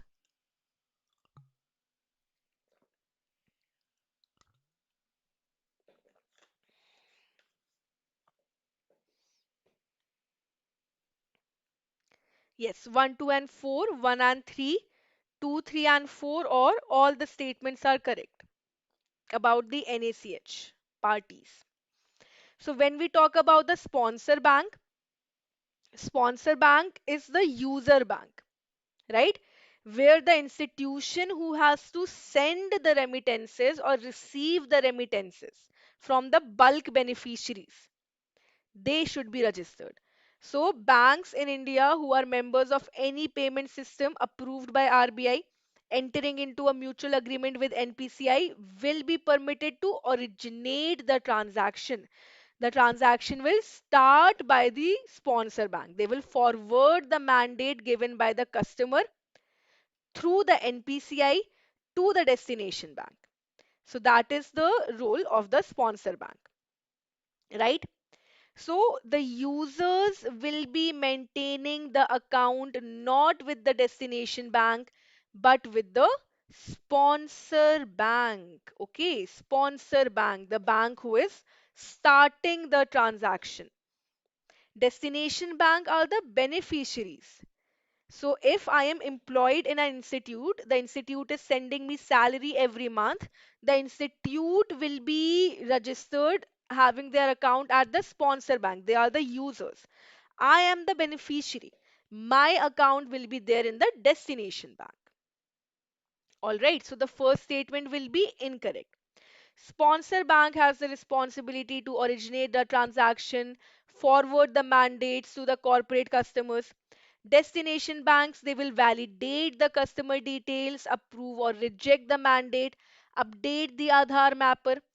Both sponsor banks and destination banks must be members of the RBI's approved payment system. So the correct answer should be 2, 3, and 4. Users are the corporates or the government department. They have to indicate the name of the sponsor bank in which they are maintaining the account. Right? Clear? So the correct answer should be C, 2, 3, and 4. C. Clear, everyone? Why C is the correct answer? Why 1 is incorrect? Is it clear? The users will maintain an account with the sponsor bank, not the destination bank. The beneficiaries will maintain their account with the destination bank. All right. Which of the following statements is or are correct regarding the roles and regulatory status of the BBPS, the Bharat Bill Payment System, the roles of its participant? NPCI is the BBP CU, that is the Bharat Bill Payment Central Unit, for clearing and settlement of the transactions, setting the technical and the business standards. BBP OU, the Bharat Bill Payment Operating Units, must be authorized by RBI. They may be banks or non-banks integrated with either customers, billers, or both. Agent institutions operate under the BBPCU and are directly responsible for onboarding agents managing the customer service point. A biller may tie up with multiple operating units to access broader consumer and payment channel coverage. Which of these statements are correct? The central unit under what is the Bharat Bill Payment System? Basically, interoperable, accessible bill payment system through a network of agents. There are multiple payment modes, instant confirmation on the receipt. If I have to pay my internet, if I have to pay any sort of bill, right? Electricity, telecom, DTH, gas, water. I can pay my bill using the BBPS. The central unit is NPCI, responsible for setting the business standards, rules, procedures, technical and business requirement. Operating unit can be a bank or a non-bank. They will integrate with the customer, so they will be known as the Bharat Bill Payment Customer Operating Unit, or they will integrate with the biller, so they will be known as the Bharat Bill Payment Biller Operating Unit, or they can integrate with both. Agent institutions.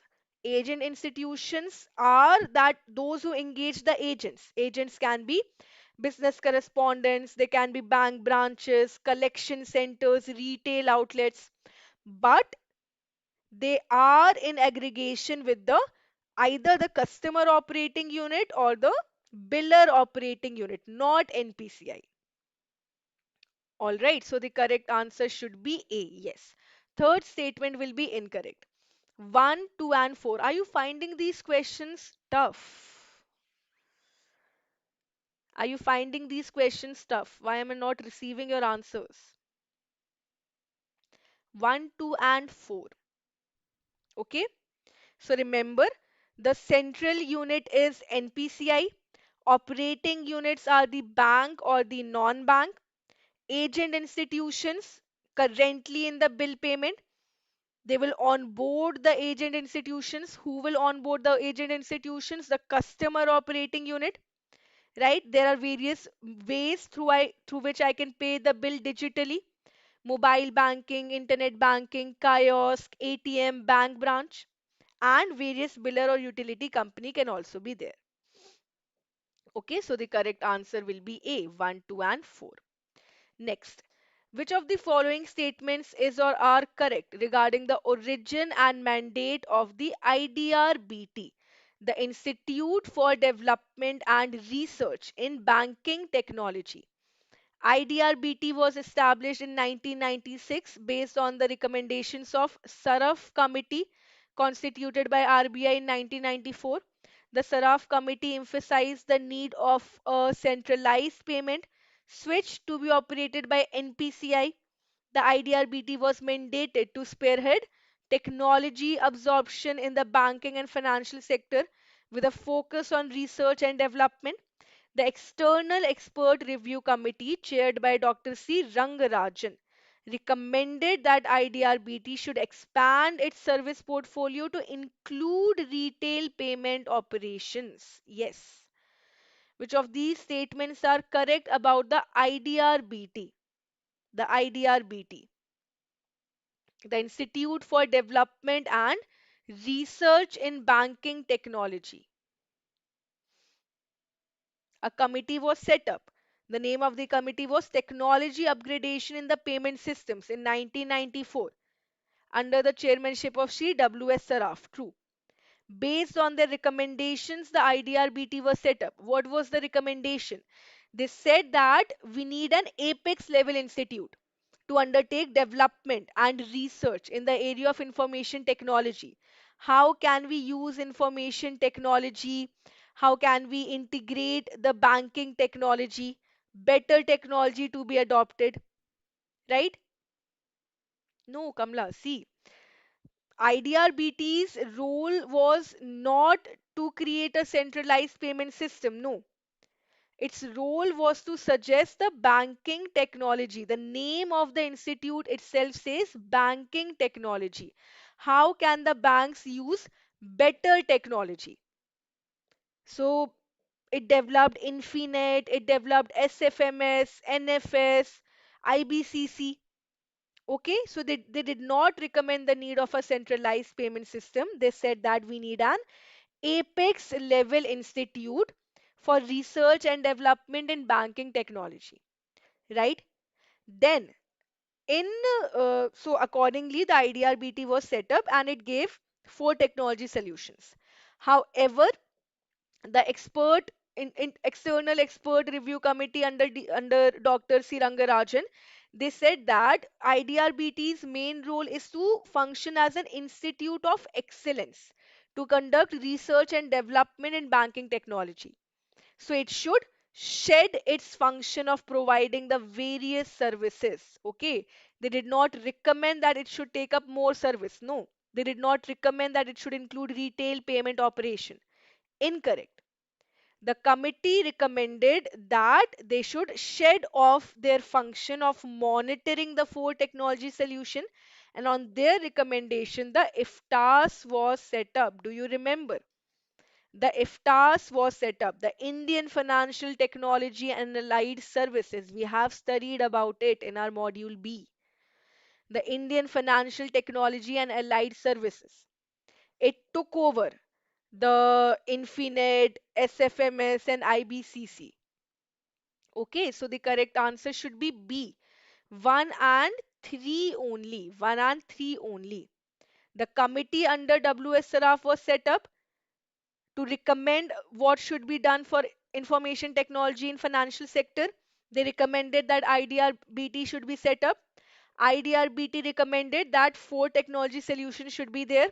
The expert committee recommended that IDRBT should focus only on research and development, not on supervision of Infinite, SFMS, IBCC. For that purpose, the IFTAS was set up. Okay.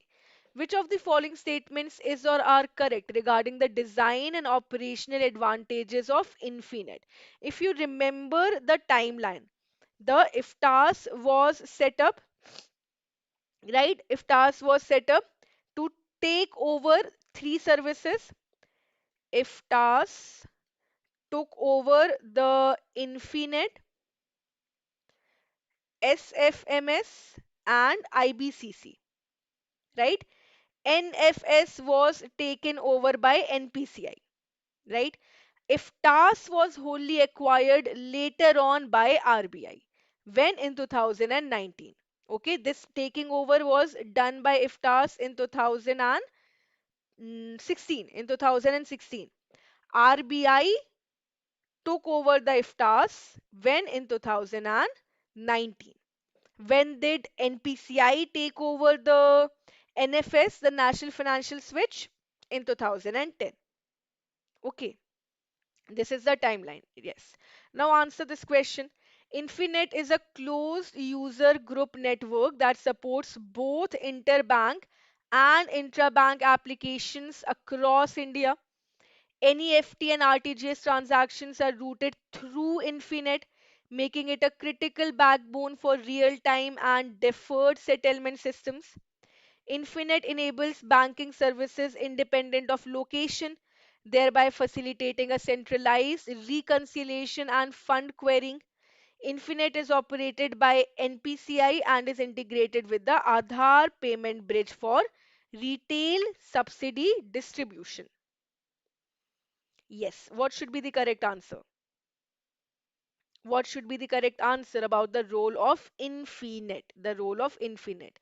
Infinet is the Indian financial network, nationwide communication backbone for banking and financial sectors. Various interbank, intrabank applications, SFMS, EFT, ECS, all the online processing, trading in government securities are done through Infinet. They are implemented using the Infinet. Even NEFT and RTGS are also being done through Infinet. Okay.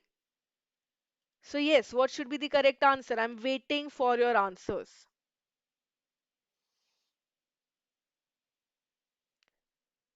I am waiting for your answers, everyone.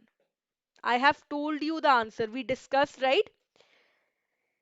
The taking over of the technology solutions. NFS was taken over by NPCI. Infinet was taken over by IFTAS. And IFTAS was wholly acquired by RBI. Then who should be operating the Infinet? Who should be operating the Infinet? RBI. Okay, so the correct answer should be A. 1, 2, and 3 only. Infinet is not operated by NPCI. The NFS is operated by NPCI, the National Financial Switch for the ATM network. It is operated by NPCI. All right?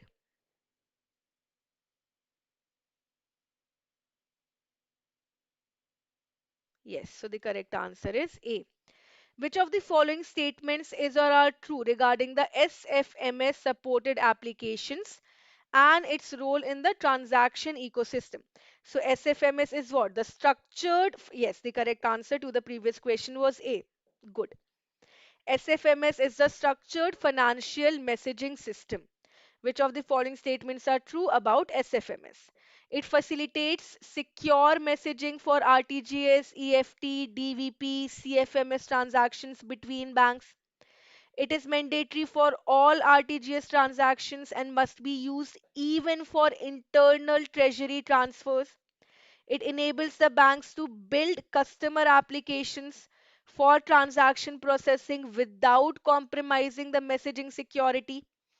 It is interoperable with Infinet and forms the messaging layer for electronic clearing and settlement systems. Yes, which of the following statements are correct about the SFMS? About the SFMS.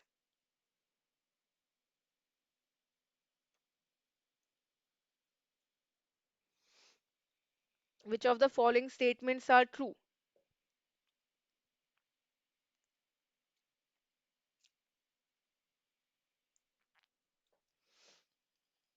Yes, so the SFMS is a secure messaging standard for interbank, intrabank transactions. SWIFT exists on the international global level, the Society for Worldwide Interbank Financial Communications. On its basis, the SFMS is created. All the important high volume branches, irrespective of the category, can be linked to the SFMS, and intrabank part can be straight away used by banks. Okay, it allows the EFT, RTGS, delivery versus payment, SFMS, it can be used. However, it is not compulsory.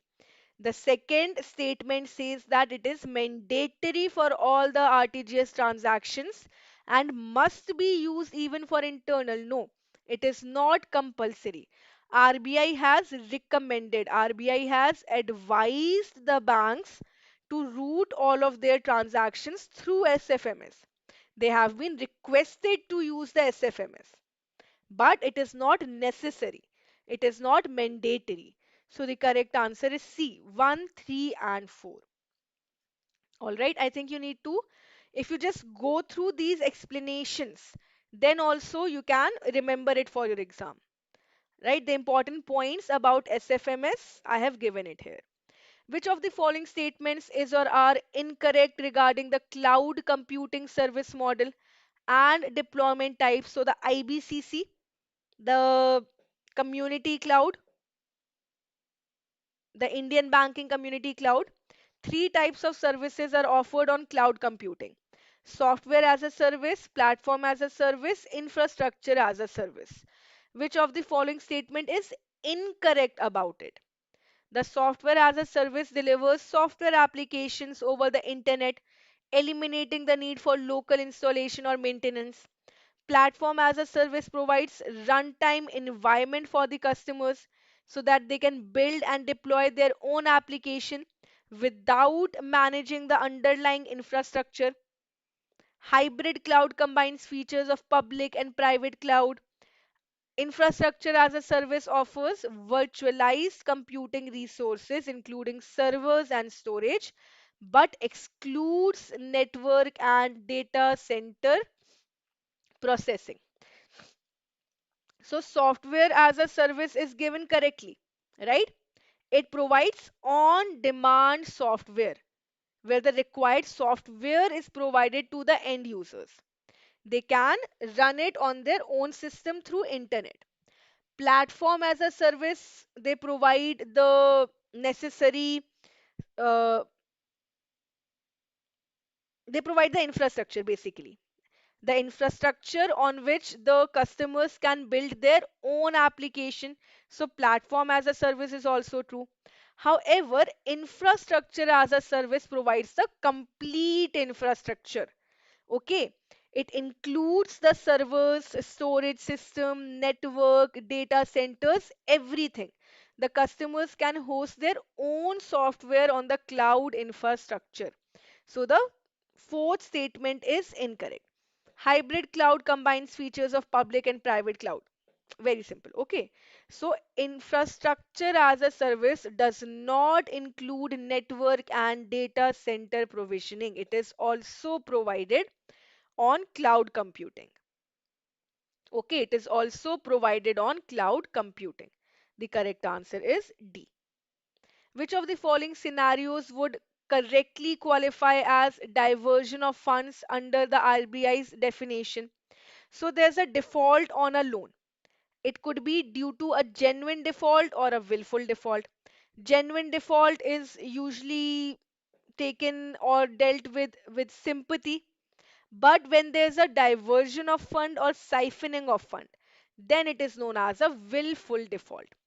So, which of the following would qualify as diversion? The borrower uses the sanctioned working capital limits to purchase fixed asset without lender approval, basically using the short term working capital for long term purposes. The company routes disbursed loan funds through a non consortium bank account without informing the lender. Borrower invests sanctioned term loan proceeds into equity of an unrelated third party company without the lender's consent. A borrower delays the deployment of the sanctioned funds due to market conditions but maintains full accounting trail and information, the lender communication. Yes, which of the following would correctly qualify as diversion of fund?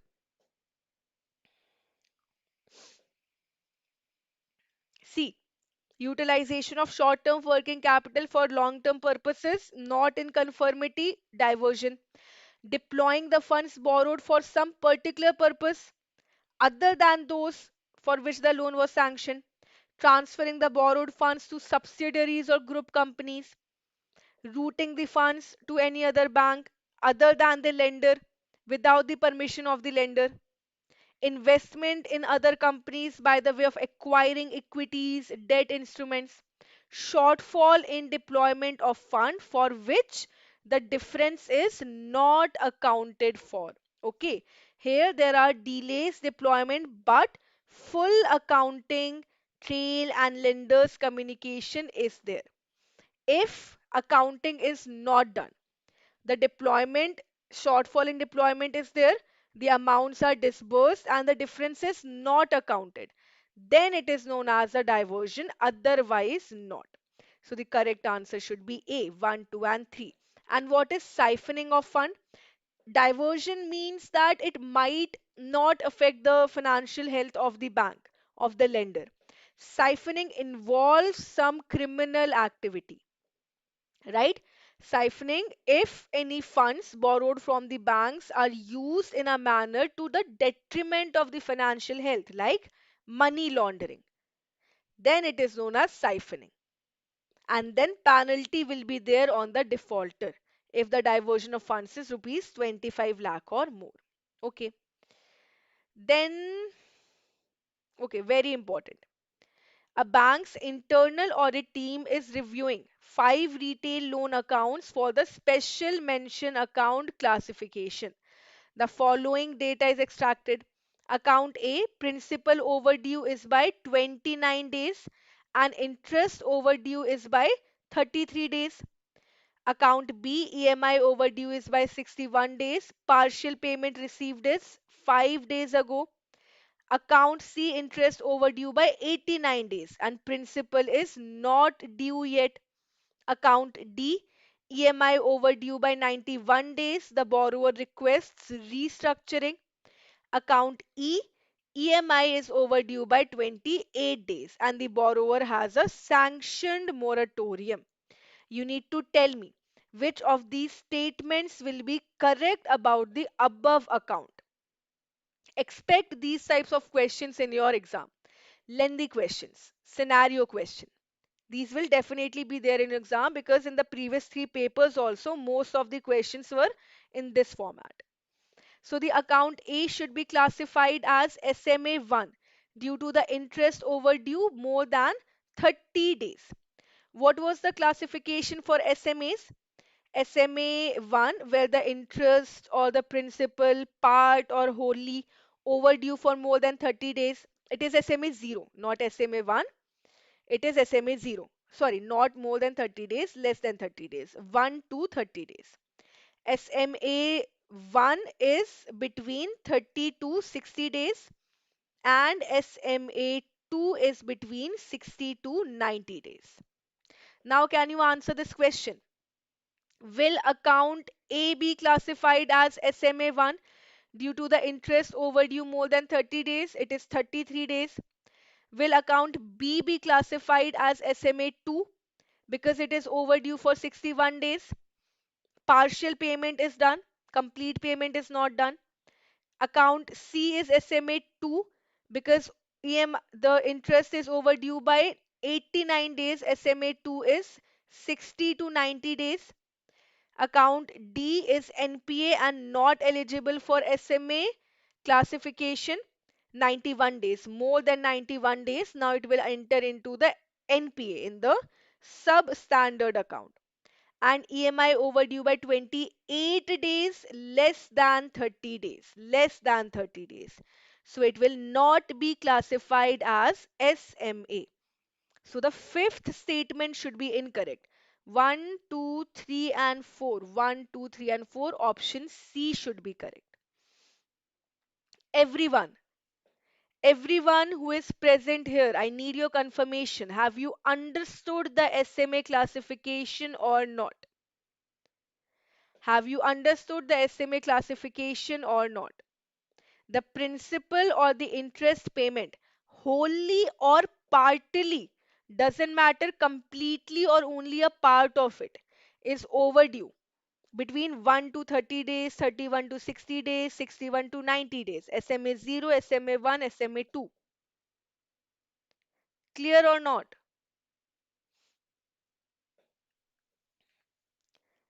Give me a confirmation and then we will move on to the next question. Is it clear or not? Correct answer is C.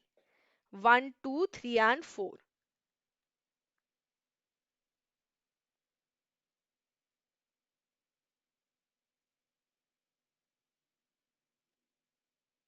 Why am I not getting responses?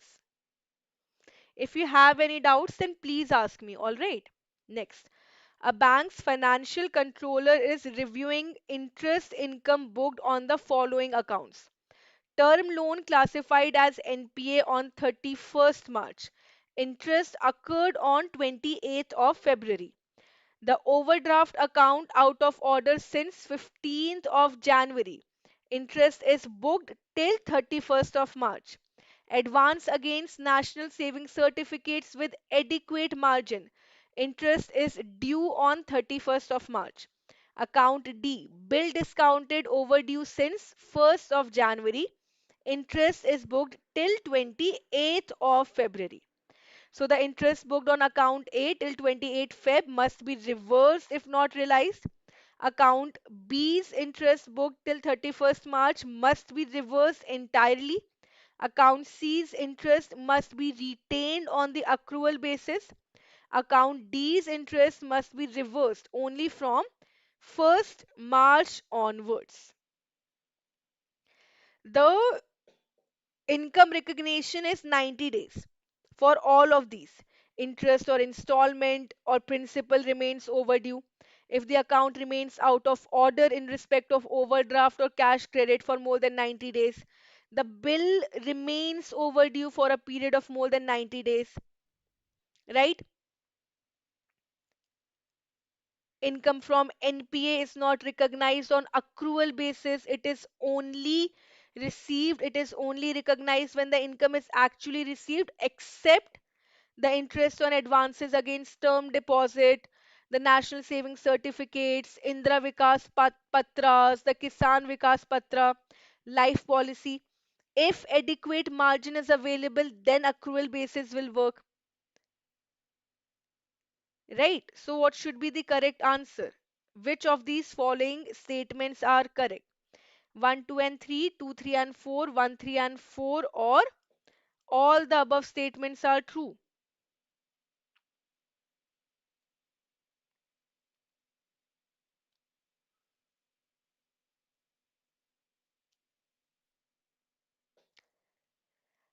Here, only 1, 2, and 3 should be correct. When the account D's interest is reversed only from 1st March onward, no. It is overdue since January 1st. So for January also the amount should be reversed, not only for March. The interest from January onwards must be reversed. So January, February, March, and thereafter for as long as it remains overdue. Okay, so the bill discounted overdue since January 1, the interest will be reversed from January itself. Rest everything is correct, right? Rest everything is correct. Yes, 1, 2, and 3. Okay. So when we talk about the income recognition, we take into account 90 days. 90 days. All right. So in any advance, including bill purchase, discounting, if it becomes NPA, the entire interest which is accrued and credited to the income account in the past period should be reversed if it is not realized. All right. If it is not realized, it will be reversed. You need to keep in mind 90 days. All right. 90 days. Okay. A borrower has the following facilities with a bank: a term loan which is overdue for 14 months, secured by a property with realizable value of 60% of the last assessed value. Overdraft account overdue for 10 months, secured by shares and realizable value at 8% of the outstanding. Bill discounted overdue for 13 months. No security available. Facility A must be classified as doubtful category 1. Facility B must be classified as loss asset due to erosion in the security value. Facility C must be classified as doubtful category 2. All the facilities must be classified borrower wise, not facility wise. So when we are talking about the doubtful asset, if the doubtful category 1 is up to 12 month, doubtful category 2 12 month to 3 years, doubtful category 3 if it remains in the doubtful category for more than 3 years. However, if we are talking about the value of security, if the value of security is less than 50%, right, less than 50%, such NPA will be classified directly under the doubtful category. Okay. Erosion in the value of security, when the realizable value of the security is less than 50%, it will be directly classified as a doubtful category. We won't wait for the for all the stages to pass. Okay. So what should be the correct answer?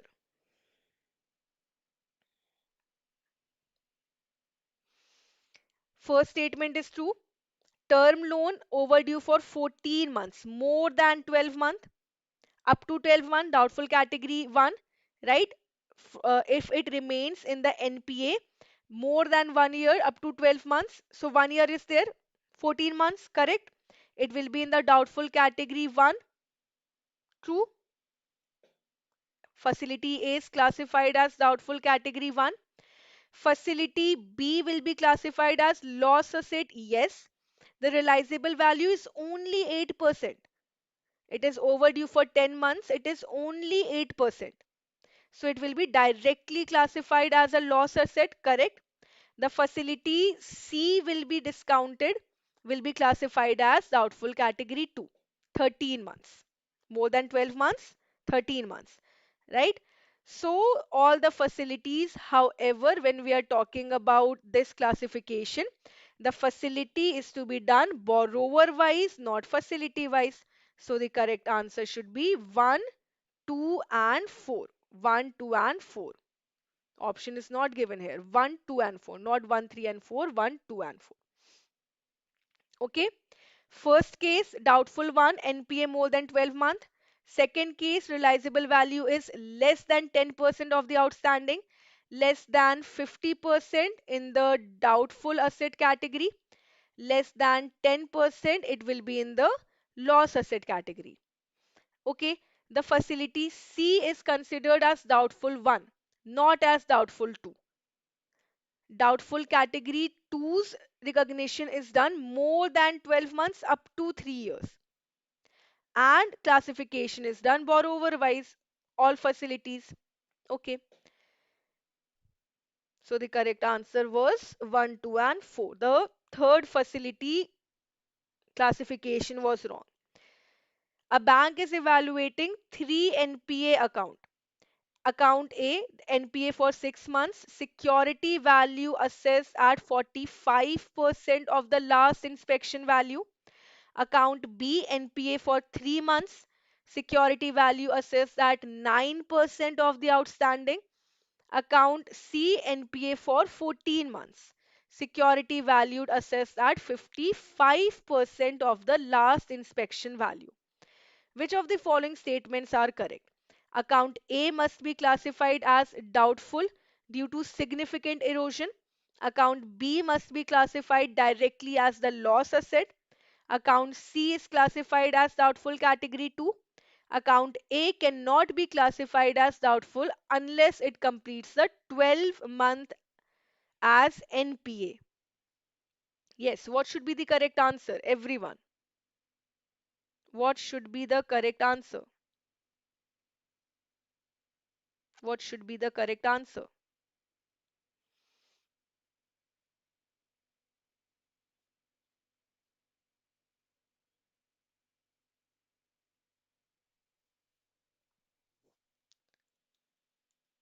The correct answer should be A. Yes. The correct answer will be A. Only 1 and 2. Right? It is less than 50%. Direct doubtful classification is allowed. It is currently at 45%, less than 50% true. Security is 9%, so it will be classified as loss asset. If the erosion is more than 10%, it is a loss asset. This is also true. Then the third statement, doubtful clock starts post NPA classification. 14 months is doubtful category 1, not doubtful category 2. And the skipping stages will be there. An account can be classified as a doubtful asset if the erosion in the value of security is there.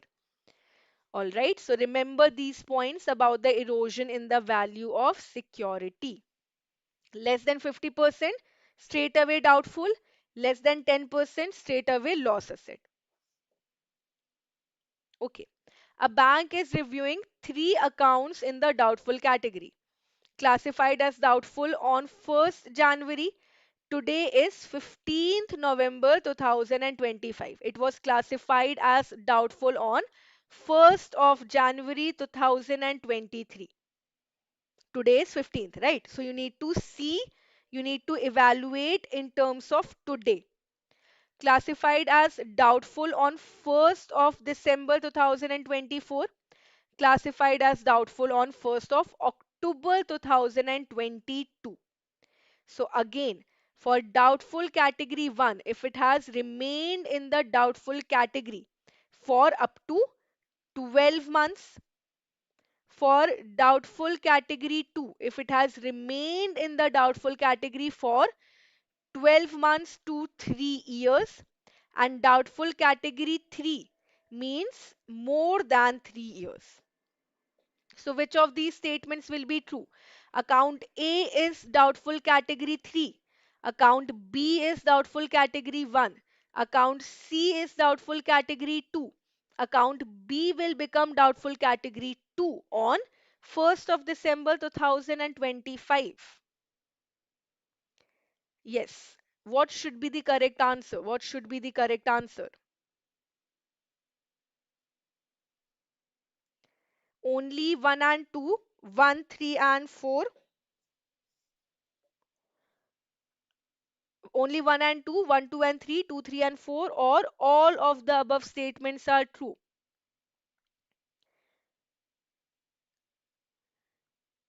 From 2000 and January 2023 to January 2024, 2024 to 25, and 15 November. So the first statement will be true. Account A will be classified as doubtful category 3. It has remained in the doubtful category. Correct. The account B will be classified as doubtful on 1st of December 2024. Account B is doubtful category 1. Yes, correct. It is in doubtful category 1.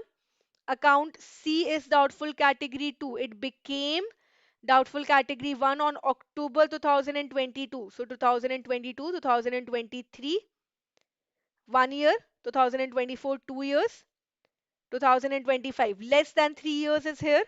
So it is in the doubtful category 2. This is also true. So all of these statements should be correct. All of the statements should be correct. Yes. D should be the correct answer. D. A is doubtful since January 2023, more than 33 months, doubtful category 3.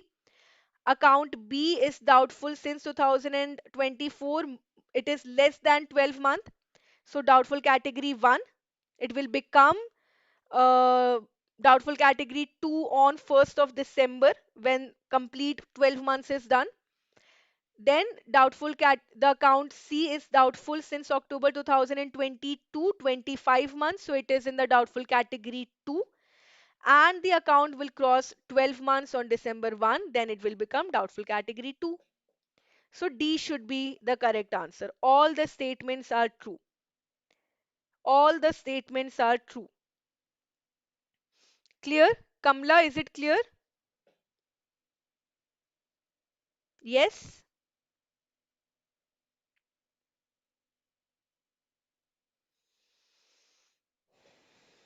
All right. A bank is assessing provisioning of a term loan account classified as doubtful category 2. The details available of the account are outstanding balance rupees 10 crores, realizable value of the security is 6 crores. The account has remained in the doubtful category for 2 years and 4 months. Which of the following statements are correct? 4 crore will be the provisioning. 4 crore, which is the unsecured portion, must be provided at 100% provisioning. 6 crores, which is the secured portion, must be provided at 40%. It is given, right? Outstanding balance is 10 crores. Out of it, realizable value is 6 crores only. So the secured portion is 6 crores, unsecured portion is 4 crore. Total provision required is 7.4 crores. If the security were valued at 2 crore instead, the total provision would be 10 crore rupees. So what should be correct? How do we qualify the provisioning requirement? The provisioning requirement. When we talk about the doubtful asset, it is classified as a doubtful asset. 100% of the extent to which the advance is not covered by the realizable value. So it is not covered by the realizable value is 4 crores. So 4 crore provision should be there. So we will write it down 4 crore plus. For the remaining, which remains secured, in regard to the secured portion, it depends 25 to 100%. Right? If it is in the doubtful category 1, then 25%, doubtful category 2, 40%, doubtful category 3, 100%. Here it is given doubtful category 2. So 40%, yes, 40% of the secured portion should be kept as security. So calculate 40% of 6 crores. 40% of 6 crores. This statement should also be true. Okay. Total, now if we calculate 40% of 6 crores, it should be 2.4 crore. Okay. So the total provision should be 2.4 plus 4 crores, 6.4 crores, right? It should be not 7.4 crores, it will be 6.4 crores. So the third statement is incorrect. Third statement is incorrect. So either 1 and 4 and second statement is true. So 1, 2 and 4. The correct answer should be C. 1, 2 and 4. If the security were valued at 2 crores instead, so 40% would be of 2 crores will be calculating. The unsecured portion will remain 8 crores. So 100% 8 crore. Total again should be 8.8 crores. No, so it should also be incorrect, right?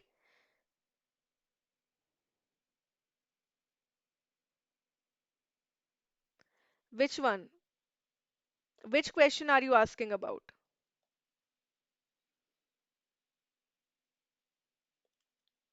The previous question or this question?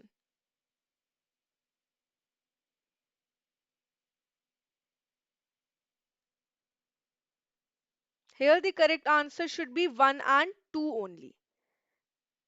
1 and 2 only. Okay, so I think it should be 1 and 2 only. Statement 4 is incorrect and statement 3 is incorrect. Right?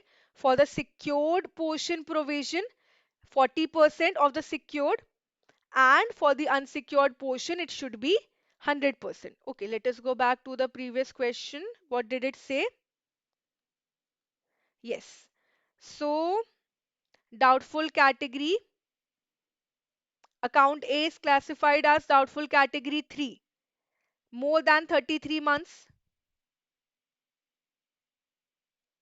What is the classification for doubtful category? More than 3 years. Right. So here, how long has it remained in the doubtful category? From January 1st to 2023, 2024, 2025. Yes, it should not be in the doubtful category 3. It will be in the doubtful category 2. It will be in the doubtful category 2. Less than 36 months is there, right? Less than 36 months. It should be doubtful category 2, not 3. Hmm. Rest is everything correct? Other two are correct. It will be classified as doubtful category on 1st of December. Account B is doubtful category 1. It is correct. Yes, less than 12 months. So second statement is true. Third statement, it classified as doubtful category on 1st of October. So October 2022 to 2023, 24 and 25. More than that. It is doubtful category 3. Yes. Okay. So only 2 and 4 should be correct. Not all statements. Yes, 2 and 4 should be correct. Only 2 and 4. This explanation is wrong. Only 2 and 4 should be correct. Right? 2 and 4 should be the correct answer.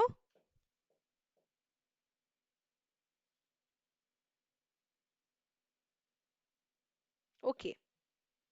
Doubtful cat account A is doubtful category 2 and account C is also doubtful category 2. 3. Account C is doubtful category 3. Hmm. All right. A bank has the following substandard exposure. Substandard exposure. 5 crores on the overdraft secured by a tangible stock, realizable value zero point 0.4 crore rupees. Account B, 3 crores term loan secured by corporate guarantee. Account C, 2 crores letter of credit devolved and no security. Account D, 4 crore term loan secured by plant and machinery, which is realizable value of zero point 0.6 crores. So now how will the classification be done? Account A is unsecured and attracts 25% provision. Account B is unsecured as corporate guarantee is not tangible security. Account C is unsecured, it attracts 25% provision. Account D attracts 15% provision. You need to select which statement is incorrect. You need to select which statement is incorrect. You need to select which statement is incorrect.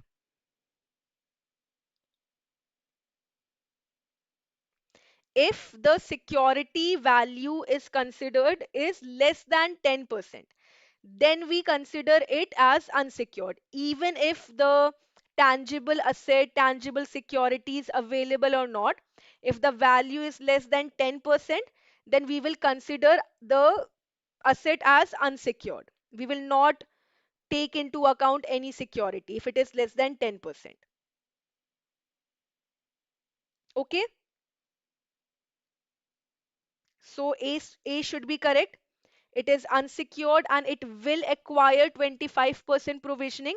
Basically, what is the requirement here for the substandard asset?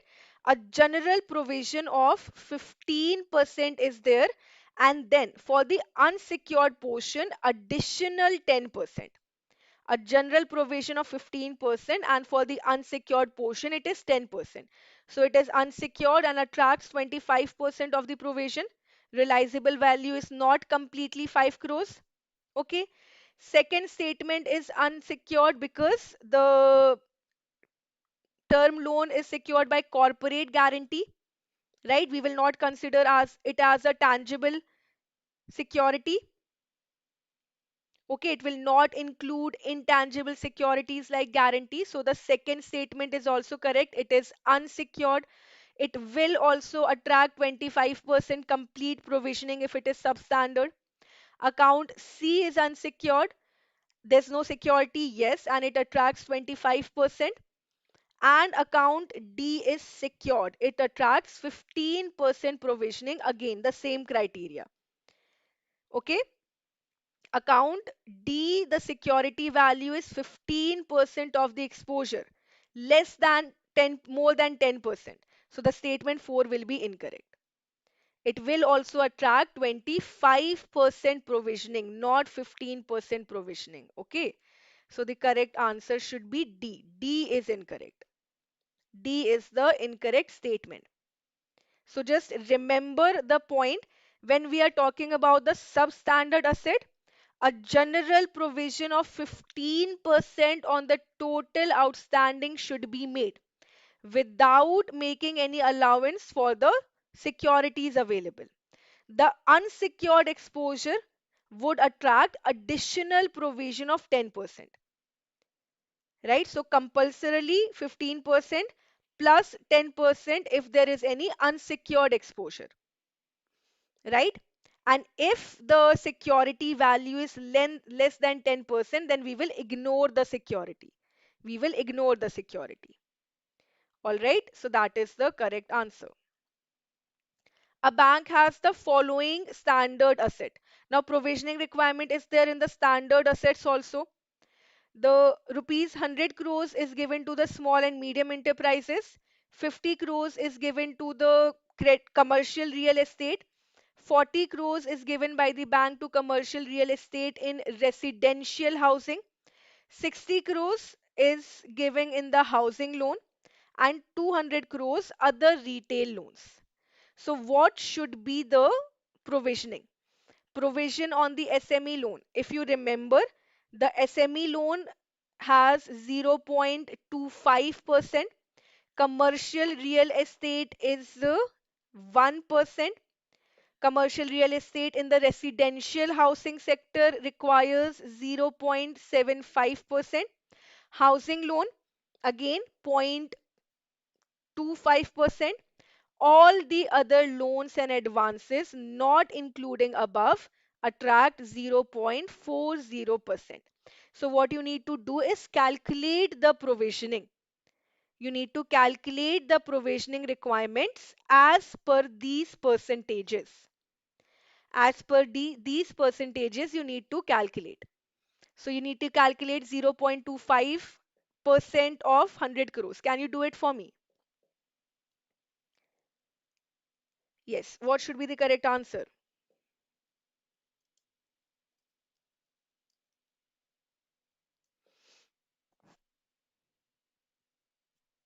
What should be the correct answer?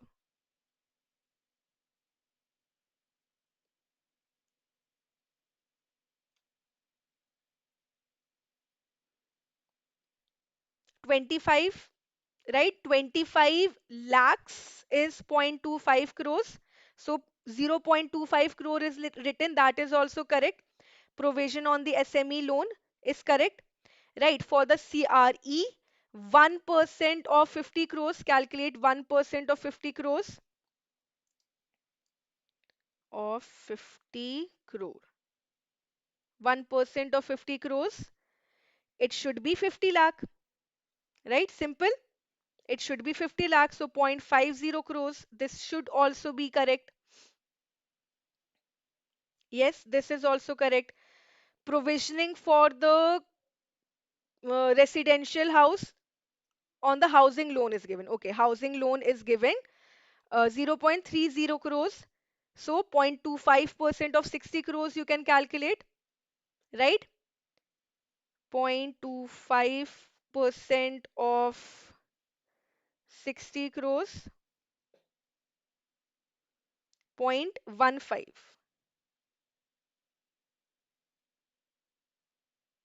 No, 0.75. Wait. 0.75 of 40 crores we need to calculate, right? 0.75 of 40 crores is 0.30. This is also true. And the total asset provisioning is 2.05 crores. So the remaining portion we need to add it on. So 0.25 crores plus 0.50, 0.30, 0.195 and 0.80. The total should be 0.05 crores. If it is there, then the correct answer should be all of the above statements are true. If it is total 2.05 crores, then all of the above statements should be true. Yes, so all you need to do is remember these provisionings for the standard asset. Farm credit to agricultural activities and the small and micro enterprises is 0.25%.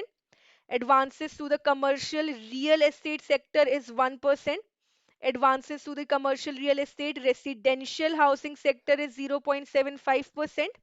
Housing loan 0.25%, and all other loans and advances is 0.40%. The institute can ask you questions regarding the calculation of provisioning requirements. So remember, for the doubtful asset, for the substandard asset, as well as the standard asset. All right, remember the provisioning requirements for all.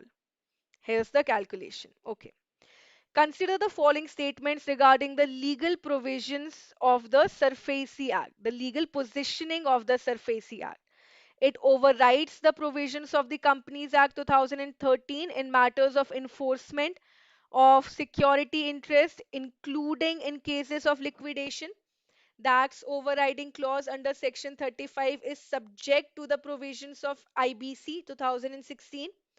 In case of conflict between the SURFACE and Transfer of Property Act, the Transfer of Property Act prevails. The provisions of the SURFACE Act can be invoked even when the proceedings under the DRT are pending, provided that the creditor has not yet obtained a recovery certificate. Which of these statements are correct? First statement is true. The SURFACE Act overrides the Companies Act, correct? Second statement is also true, right? In the case of liquidation and insolvency, the IBC code and the SURFACE Act should be in tandem. However, the Transfer of Property Act does not override the SURFACE Act because the banks have the powers to sell the property on their own without court intervention. And the fourth statement is also true. Let's say already the DRT, under the DRT, proceedings are pending, but the bank now wants to initiate the SURFACE powers, they can do it. if the creditor has not yet obtained a recovery certificate. If, however, they have obtained a recovery certificate from the DRT, then they cannot go for the SARFAESI Act. All right, so the correct answer should be C. 1, 2, and 4 should be the correct answer. Third statement is incorrect. If there's a conflict between SARFAESI Act and Transfer of Property Act, then the SARFAESI Act is going to prevail in case of mortgages. All right. Which of the following statements are accurate in the context of registration and priority under the SARFAESI Act? Answer this question, everyone. Again, please be active. Try to answer this question. Registration of security interest with the central registry is mandatory for its enforcement under SARFAESI. The registered security interest under the SARFAESI takes precedence over an unregistered charge under the Companies Act of 2013. The central registry is empowered to adjudicate disputes regarding priority of charges between multiple secured creditors. Delay in registration of a security interest under the SARFAESI may affect the priority of charge, but not the validity of the underlying security agreement. Which of these statements are correct? Please answer this question. Everyone.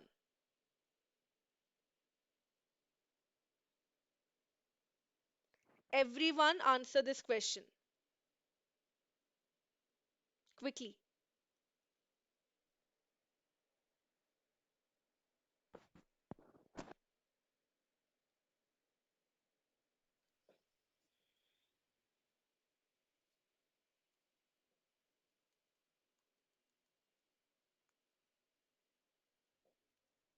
What should be the correct answer?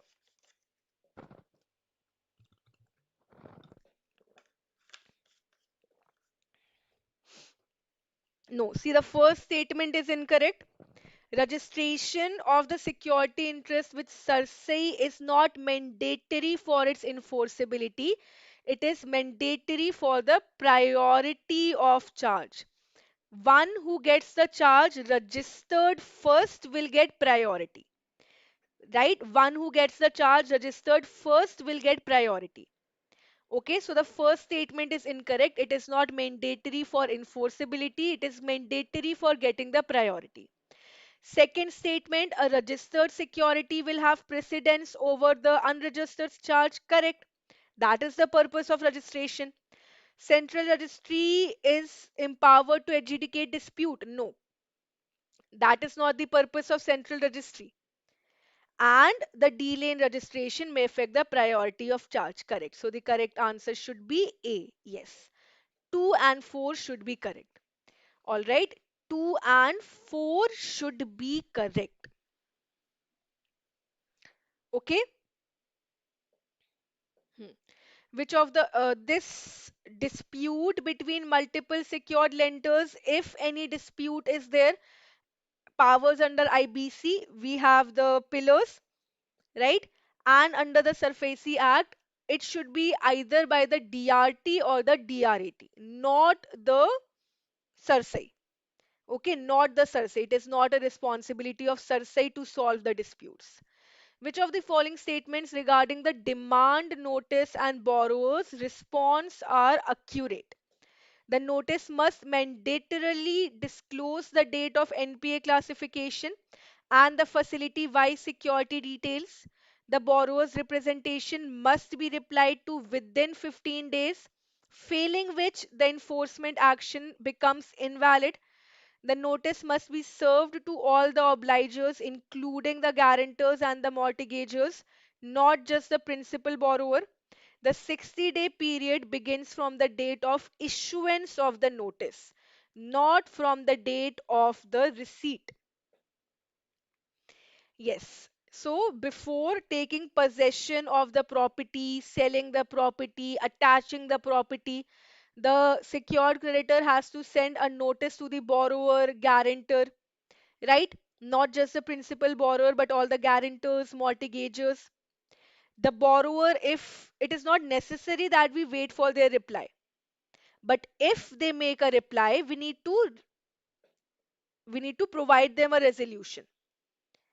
If we do not, however, provide them a resolution, it will not say that the enforcement is now illegal. No, that is not true.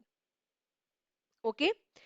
Written communications will be sent to the borrower given 60 days to fulfill their obligations. Otherwise, the property will be sold for the recovery of debts. That is the aim of the SARFAESI Act, right? When the notice is sent to the borrower, if the borrower makes any representation, it has to be replied within 15 days, but not making a reply, it will not say that the enforcement is now invalid. All right, so the second statement should be incorrect. Then the notice must be served to all the obligors. Correct. And the 60-day period begins not from the date of issuance but from the date of receipt. When the borrower receives the notice, then within 60 days they need to make a representation. Okay, when they receive the notice. If for example the bank sends the notice but there's a delay in delivering the notice, it will not be the fault of the borrower. They will get complete 60 days. So the correct answer should be 1 and 3. 1 and 3. What is included in the definition of the borrower, in the notice which is sent to the borrower? The details of the NPA classification, facility wise, security details. Other than this, if the lender wants, then they can give the information like the particular how many days the account has remained overdue, what is the overdue amount. It is the discretion with the lender. Okay. Which of the following procedural requirements are mandated under the SARFAESI Act or its rules during the possession of the secured asset? Possession of movable asset must be taken in the presence of two independent witnesses and an inventory must be prepared. In case of immovable property, symbolic possession must be followed by physical possession within 30 days. An authorized officer must affix a possession notice to the on the property and publish it in two leading newspapers within 7 days. Perishable goods must be disposed of within 15 days of possession to avoid any deterioration and storage costs. So, when the bank is taking possession of the different kinds of secured asset, what should be done? What should be done? Taking possession of the property. When we are talking about immovable property, we deliver a possession notice to the mortgager, borrower, guarantor. We affix the possession notice on the outer door of the place. And within 7 days of taking the possession, we publish it in two leading newspapers. However, this symbolic and physical possession requirement is not there, right? The the notice should be affixed in two leading newspapers within 7 days. This is true. Movable asset inventory should be created. Plus, it will be taken only by the authorized officer in presence of two witnesses. In presence of two witnesses. And the perishable goods. When we are taking the possession of the perishable good, it is not necessary that we dispose of within 15 days. No. However, we will keep all the goods in a safe manner so that loss or deterioration can be avoided. Okay, so steps should be taken for the disposal. But 15 days mandatory requirement is not there. All right, so the correct answer should be 1 and 3 only.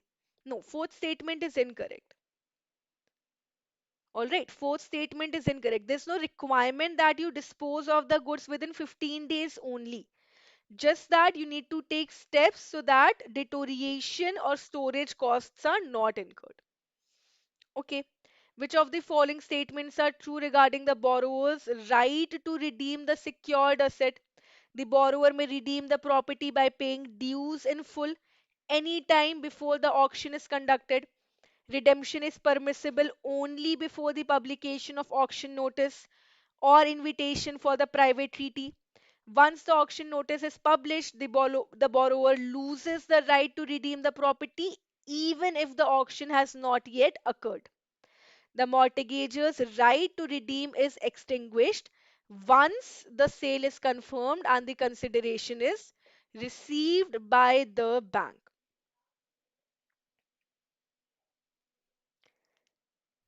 So, after sending the borrower the notice that within 60 days you need to repay the whole amount, only then you can claim the property, otherwise, it will be sold. The borrower still has the right to redeem even after 60 days. Before the publication, before the calling of publication or auction. Okay. So, yes, the borrower may redeem the property by paying the dues in full any time before the auction is concluded. Correct. The redemption is permissible only before, once the auction notice is published in the newspaper or when the auction is concluded and the consideration price has been redeemed, then the mortgager will lose their right. However, once the auction notice is published, the borrower loses the right to redeem the property. No. Okay, so the correct answer is C. Only before the publication of the auction notice, they will have the right. They can come and they can claim the property. Okay. Even after that, even publication of the notice, after that also the bank will allow if the sale has not yet occurred. If the sale has not yet occurred, if the sale has been occurred, the auction has been conducted, then the borrower will not have the right to come and redeem the property in any manner. Once the sale is confirmed and the consideration is received, then the mortgager's right to redeem is extinguished. That is why the third statement is incorrect. The correct statements are 1, 2, and 4. All right. Which of the following statements does not correctly reflect the jurisdictional scope and statutory application of the DRTs under the Recovery of Debts Due to Banks and Financial Institutions Act of 1993? The Act applies to the entire territory of India, including union territories, but excludes the state of Jammu and Kashmir. DRTs can entertain application for borrowers under the SARFAESI Act, even though the RDB Act primarily empowers banks and financial institutions to initiate recovery. The establishment of a DRT in the region is contingent upon the volume of the recovery cases. DRTs are empowered to adjudicate disputes arising from the breach of conduct, deficiency of services, provided the claim is linked to a recovery proceeding. Answer this question. This is a very simple question. There are the debt recovery tribunals and the debt recovery appellate tribunal. DRT is having original jurisdiction when the bank takes any action and the borrower, the mortgager, they are aggrieved by this action. They can make a complaint to the DRT and they need not deposit anything, right? They need to do it. And if they are still aggrieved by the award passed by the DRT, they can make it to the DRAT by depositing 50% of the amount within 30 days. I want your answers. Which of these statement is incorrect? Incorrect. About the powers given to the DRTs under the RDB Act.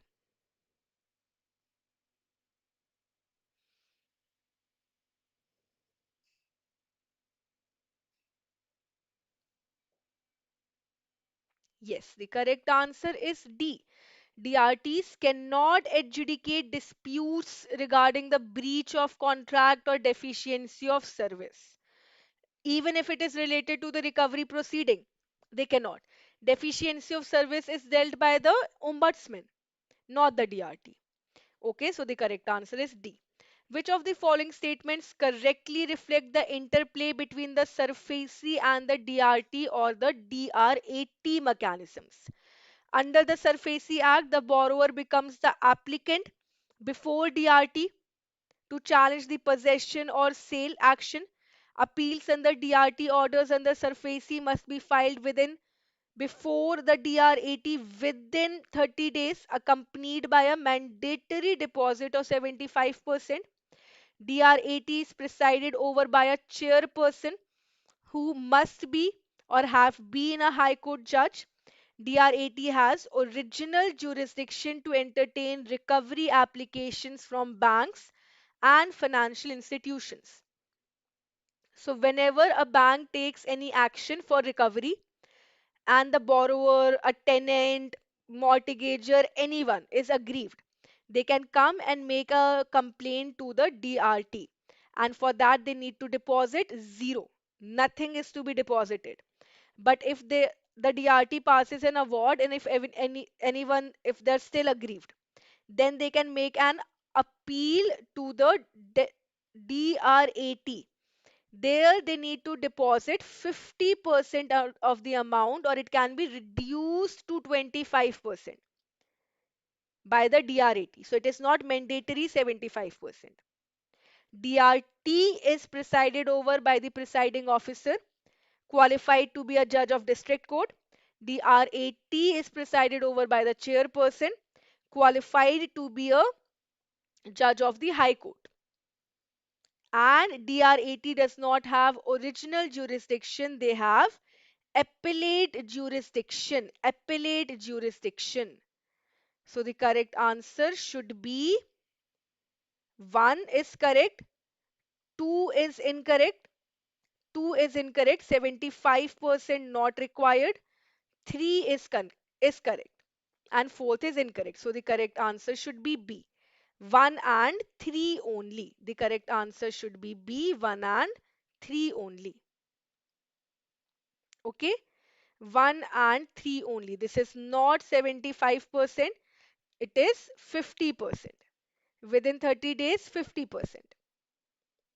All right? And the DRAT does not have original jurisdiction, it has appellate jurisdiction.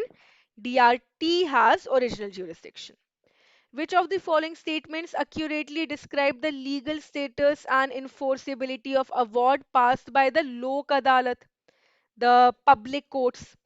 An award passed by the Lok Adalat is deemed to be a decree of the civil court and it is executable accordingly. No appeal lies against the Lok Adalat award even if one party alleges coercion or misrepresentation.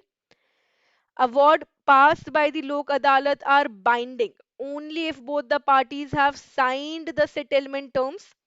In case of default on a one-time settlement routed through the Lok Adalat, the award can be executed like a civil decree without filing a fresh suit. Yes, what should be the correct answer?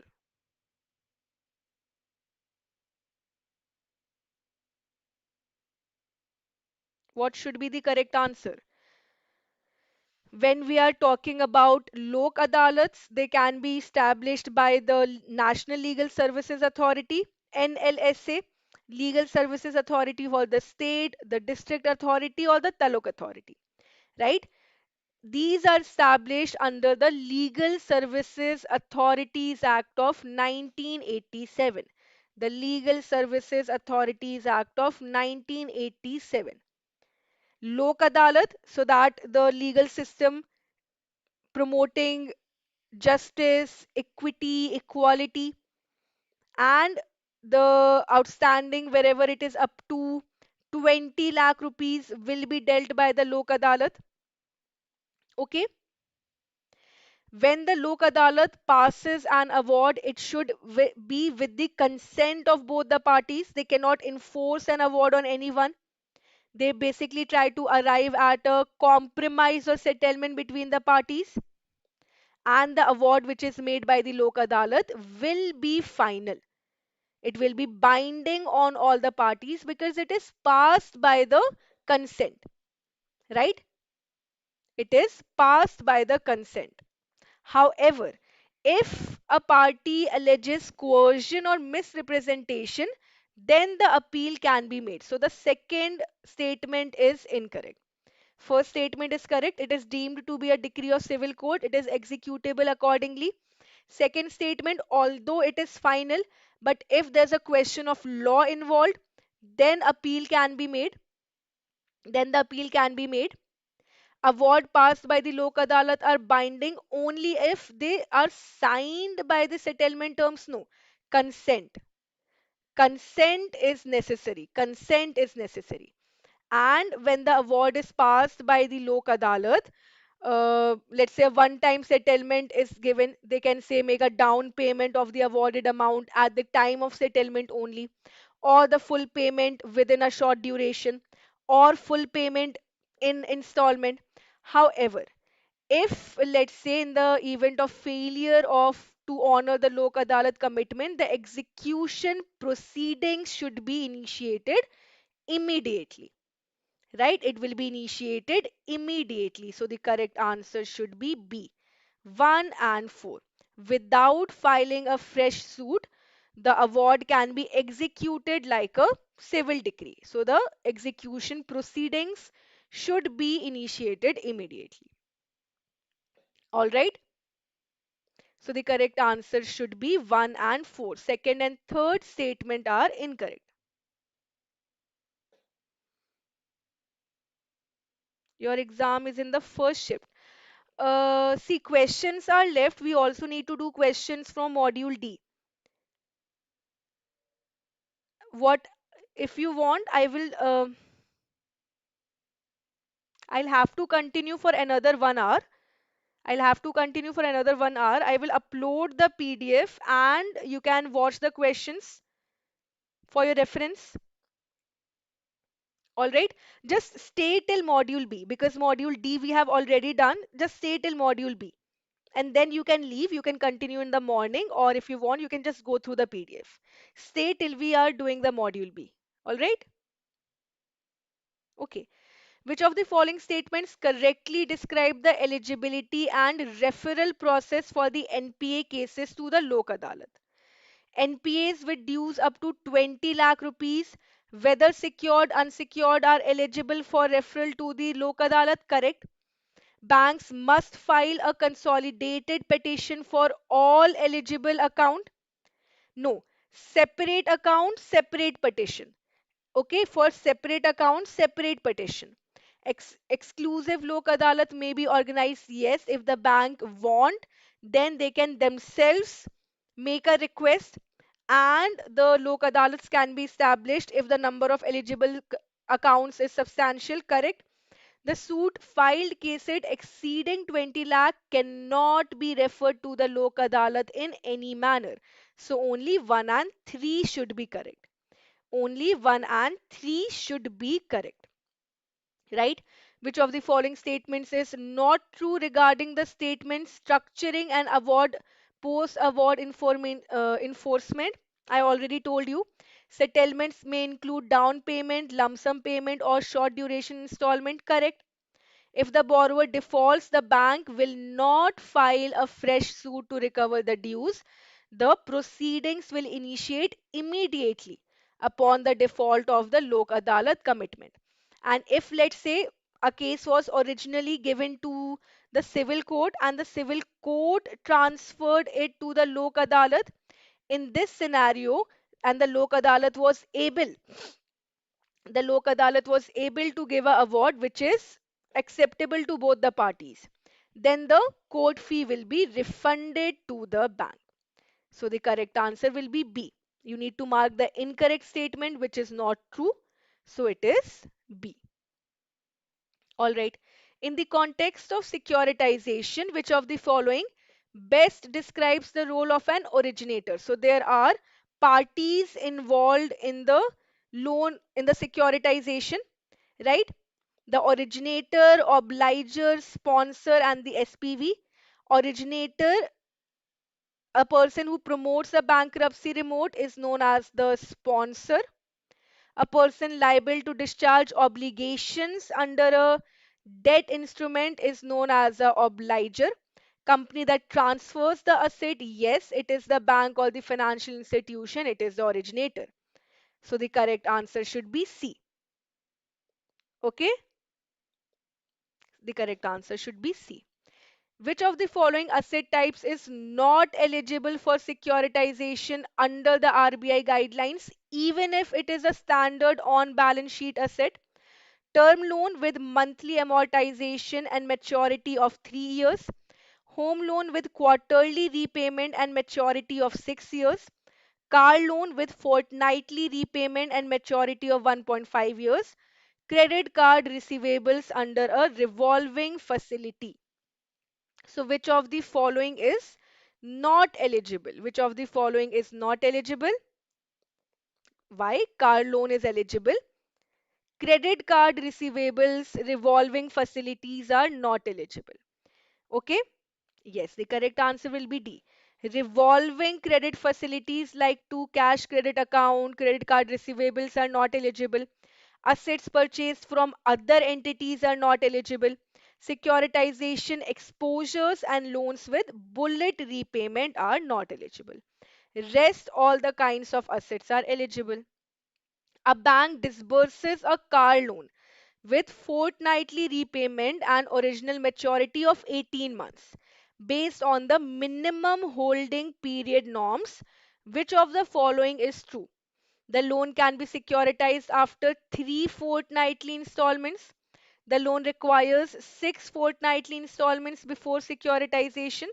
The loan is ineligible due to the short tenor. The loan requires 9 fortnightly installments before securitization. Yes, what should be the correct answer here? What should be the correct answer? When we are talking about the minimum holding period, it means that the loans, before the banks they pass it on to the SPV, they should remain in their books for a certain period of time. The number of installments that should be made. Okay, so here the loan had an original maturity of 18 months. So up to 2 years, original maturity of up to 2 years, the correct answer will be B. Okay, this is the table. Loan maturity of up to 2 years is repayment frequency is done weekly, then 12 installments. Here it is given fortnightly, so 6 should be done. The loan requires 6 fortnightly installments before securitization. Okay, read the question very carefully. Fortnightly repayment, original maturity of 18 months is 6, right?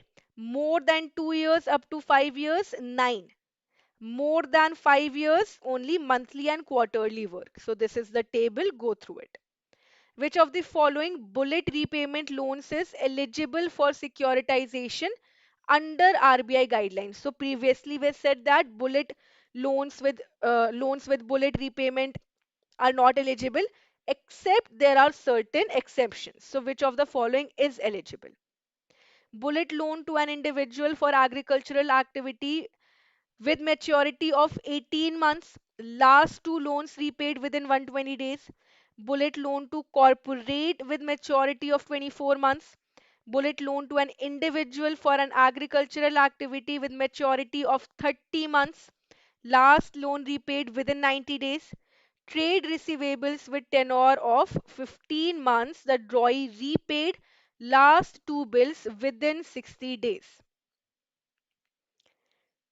What should be correct? So here we are talking about the minimum retention requirement. The minimum retention requirement. Basically, portion of the loan should be retained by the bank and the remaining should be given for securitization. So when we are talking about bullet repayment, then the correct answer should be C. All right, bullet loan to an individual for agricultural activity with maturity of 30 months. Okay, other than that, the guidelines stipulate MRR of 5% for the loan securitized with original maturity of 24 months, 10% for More than 24 months. Less than 24 months, 5%. More than 24 months, it is 10%. Bullet repayment loans, the 10% of the book value for the loan being securitized. Up to 24 months for agricultural activity, both interest and principal due on maturity. Okay, it is given within 90 days of the due date. The whole explanation is given. Okay. Consider the following statements regarding the MRR. MRR must be maintained as a percentage of the unamortized principal. MRR can be reduced through sale of retained interest. MRR must remain unchanged throughout the securitization life cycle. MRR is applicable only to the loans with maturity exceeding 24 months. It is applicable where? So the correct answer, what should be the correct answer? 1 and 3, 2 and 4, 1, 2 and 3, or all of the above. First statement is true, correct? And it should not be reduced in any manner. Second statement will be incorrect. It should remain unchanged throughout the securitization life cycle, true. And it is applicable to the loans which are less than 24 months and more than 24 months tenor as well. So the correct answer will be A, 1 and 3. In the case of non-retail loan pools, how must the originating bank maintain the MRR for the non-retail asset pool? In the case of when the consolidated amount receivable is there, overdue amount of the status should be determined, right? Or the originating bank may continue to maintain borrower-wise account. However, in the case of the pool of loans other than retail loans, the originator should maintain borrower-wise account. The yes, borrower-wise account for the retained portion. Correct. Borrower-wise account will be maintained. Consider the following statements about investment classification post sale to the ARCs. How will the investments be made? Bonds or debentures received from ARCs are treated as investment. Security receipts and pass-through certificates issued by ARCs are classified as advances. Banks may invest in instruments issued by ARCs. Sale consideration must be in the form of equity shares. When the bank is transferring their asset to the SPV, they receive the payment for it. In what manner will it be received? Which of the following statements will be correct about it? Which of the following statements will be correct? See, once a financial year, the banks will specifically make a list of their NPAs and they will pass it on to the ARCs. This should be done by the bank, right? They will, the bonds and debentures are received, they are financed towards the sale of financial assets, are investment. Banks, they also invest the security receipts, the pass-through certificate. They are also classified as investment. Correct. But sale consideration cannot be equity shares and they are not classified as advances. They are classified as investment. All right, they are classified as investment. So when the banks they pass on their pool of asset to the ARC, to the SPV, they receive either immediate cash payment or they will receive the bonds or debentures and they will also invest in the security receipt, but they will be treated as investment. Okay. As per the RBI norms, what is the minimum investment an ARC must make whenever the ARC is issuing a scheme of the assets that they receive from the bank? They also need to maintain, they also need to invest minimum amount in their scheme. What is it? 5% of the scheme, 10%, 15%, or 20%? Correct, it is 15%. The ARC shall invest in the security receipts issued by the trust not less than 15%, minimum 15%, and it will be done on an ongoing basis. Consider the following statements regarding the acquisition of the stressed assets by ARC. ARCs may acquire both fund based and non fund based financial assets. Outstanding commitments to lend further are automatically transferred to the ARCs. Assets with common collateral may be acquired together for ease of realization. Assets must always be acquired in the books of ARC before being transferred to the trust.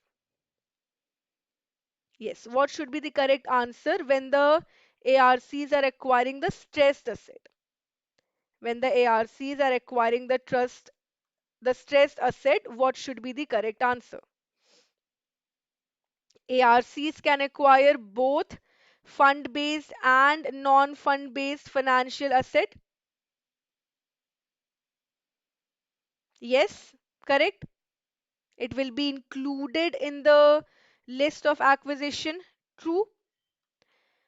Then outstanding commitments, no. Only the assets which are transferred by the bank, they stand transferred to the ARC. Any following loans which are given by the bank will not automatically be transferred to the ARC. No. Every year the list will be prepared and then they will be transferred to the ARC. All right. So the second statement is incorrect. Assets with common collateral, they can be created as a pool. Yes. Homogeneous pool of assets is created. So the correct answer should be 1 and 3 only. Yes, A should be correct, 1 and 3 only. Okay, 1 and 3.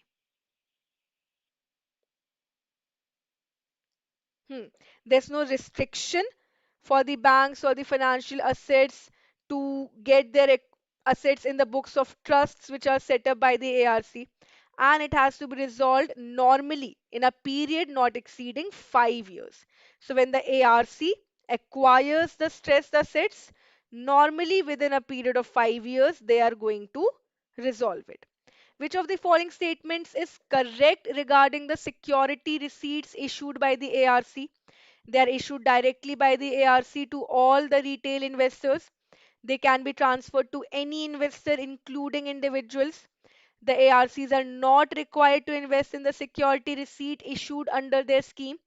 The security receipts must be issued through a trust with trusteeship vested in the ARC. Which of the following statements is correct? First two statements are incorrect.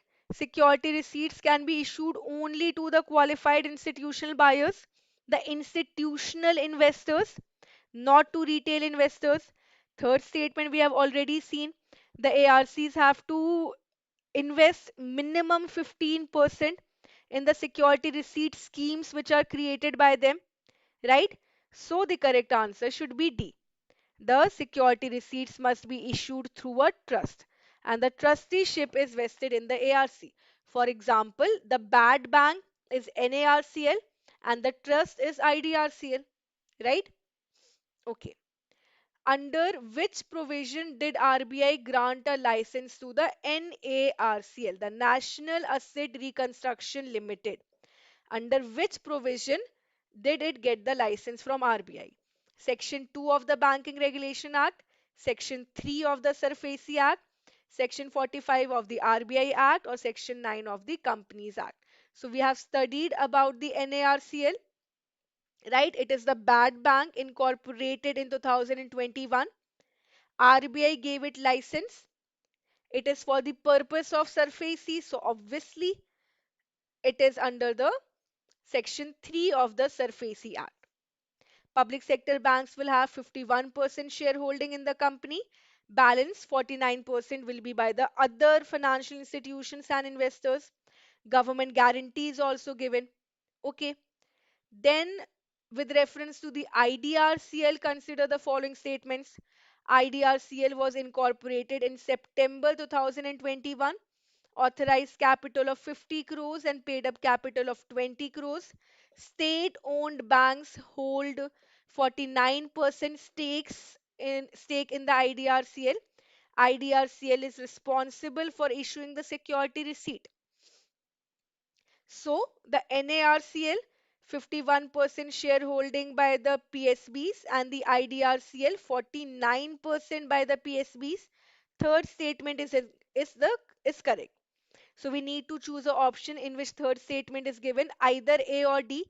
B or C will be incorrect. Now the IDRCL is only the trust. Okay, IDRCL is only the trust. The security receipts are issued by the NARCL. Okay, so the correct answer should be A. 1, 2, and 3. NARCL issues the security receipts to the QIBs. IDRCL is just the trust, maintaining the scheme and making sure that it is working. Okay. A relationship manager is trained to identify the customer needs based on Maslow's hierarchy. She meets a client who recently bought a home loan and is now exploring mutual funds and retirement planning. She proposes a mix of SIPs, term insurance, and a philanthropic trust setup. Which of the following inferences are valid? So we need to answer about the Maslow's theory. Customer needs, Maslow's hierarchy, right? The Maslow's hierarchy, if you remember, the pyramid, five needs. The client has likely satisfied the safety needs and is transferring to esteem and self actualization. But she is right now, she has recently bought a home loan. Exploring mutual fund and retirement planning, they do not come under self esteem and self actualization. The manager strategy reflects a deep understanding of the Maslow's motivational theory. Okay, true. Offering philanthropic services at this stage is premature. See, um, client has recently bought a home loan. She has already availed a home loan. She is now exploring mutual fund retirement planning. So if investing in mutual fund will increase her returns, it might come under self esteem. And yes, retirement planning will come under the self actualization. So first should be correct. First should be correct. Offering philanthropic services is not premature, it is not misaligned with the Maslow's need. Why? Because she wants to plan for her retirement. The client's behavior contradicts Maslow's hierarchy. No. The correct answer should be A. Yes, the correct answer should be A. 1 and 2. Okay, 1 and 2.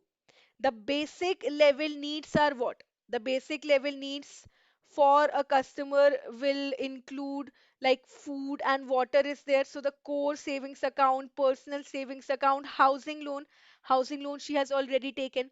Security safety needs would include fixed deposit, recurring deposit, tax planning. Social needs, the various type of consumer loans, health policies for family, right? Esteem needs would include special term deposit or term insurance product, and retirement solution will come under the self actualization. Okay, another question on the same topic. A financial advisor uses Maslow's framework to guide the client conversations. For a 28-year-old freelancer, she recommends. For a 28-year-old freelancer, the financial advisor is recommending building an emergency corpus, buying health insurance, starting a systematic investment plan for long term goals, joining a professional network for peer learning. Okay, these are the recommendations. You need to evaluate the statement. The advisor's recommendations span physiological, safety, and social needs. The SIPs reflect self actualization and are premature for this client. Professional networking aligns with social and esteem needs. Maslow's model supports simultaneous pursuit of multiple needs, not strictly linear. Yes, so what should be correct? First statement is true, right? The recommendations, health policy, emergency corpus, this is included in the physiological and safety needs. Correct? Peer learning, social needs, first statement is true. Answer the question. If you get the correct answer, please answer the question. Okay. Second statement, SIP does not reflect self actualization. Not really true. It will also be included in safety and growth. Right? If I'm investing today, I want to keep something for me. I want to secure a future. It is safety, not self actualization. Okay. Second statement is incorrect. Then, professional networking aligns with social and esteem needs. Yes, social needs are there, esteem needs are there. Maslow's model supports simultaneous pursuit. See, Maslow has never said that we will go from one stage to another in a linear manner. They say that simultaneously also I can pursue needs. I am currently working in an organization, but I also want to get a promotion there. So simultaneously, my physiological needs and my esteem needs are working together, right? Or I'm preparing for an exam, but I also think about buying a new house. That will be social needs and esteem needs. All right. So the correct answer should be B. 1, 3, and 4 is correct. All right. Now about customer requirements, go through this table, the income levels and the customer segment, mass market, mass affluent, super affluent. These are the segments on which the main focus of the retail banks are there. Then the Maslow's theory I have given you. One when need is fulfilled, the person seeks to fulfill the next one. There's a hierarchy. The hierarchy is divided into 5 stages. We fulfill our needs going from the physical needs, safety needs, social needs, esteem needs, and self actualization. These needs will motivate people when they're unmet. Longer they are denied, stronger will be the drive to achieve the need. We will work even harder. So there are these 5 stages. Physiological and safety needs are the basic needs: food, water, warmth, rest, security, and safety. Belongingness and love needs, intimate relationship with friends and family. Esteem needs, prestige, feeling of accomplishment, worth, and self actualization, fulfillment, achieving one's highest potential. And these are the various bank products matching banking investment products according to the Maslow's hierarchy. All right. Yes. So just go through these theoretical part for your reference as your revision. All right. Now, a nationalized bank conducts a service audit across its urban branches. The audit reveals the following: branch interiors are clean but outdated, with faded signage and worn out furniture. Staff are courteous and knowledgeable, but they often delay in resolving the customer complaints. Customers report that while promises are made, follow ups are inconsistent. The bank has recently introduced a chatbot that provides instant responses but lacks empathy. Which of the following inferences are valid based upon the service quality? The bank scores low on the tangibles due to poor upkeep and physical infrastructure. Correct? Correct. Tangible means the physical appearance should be satisfactory. Okay. The staff's behavior reflects high assurance but low responsiveness. True.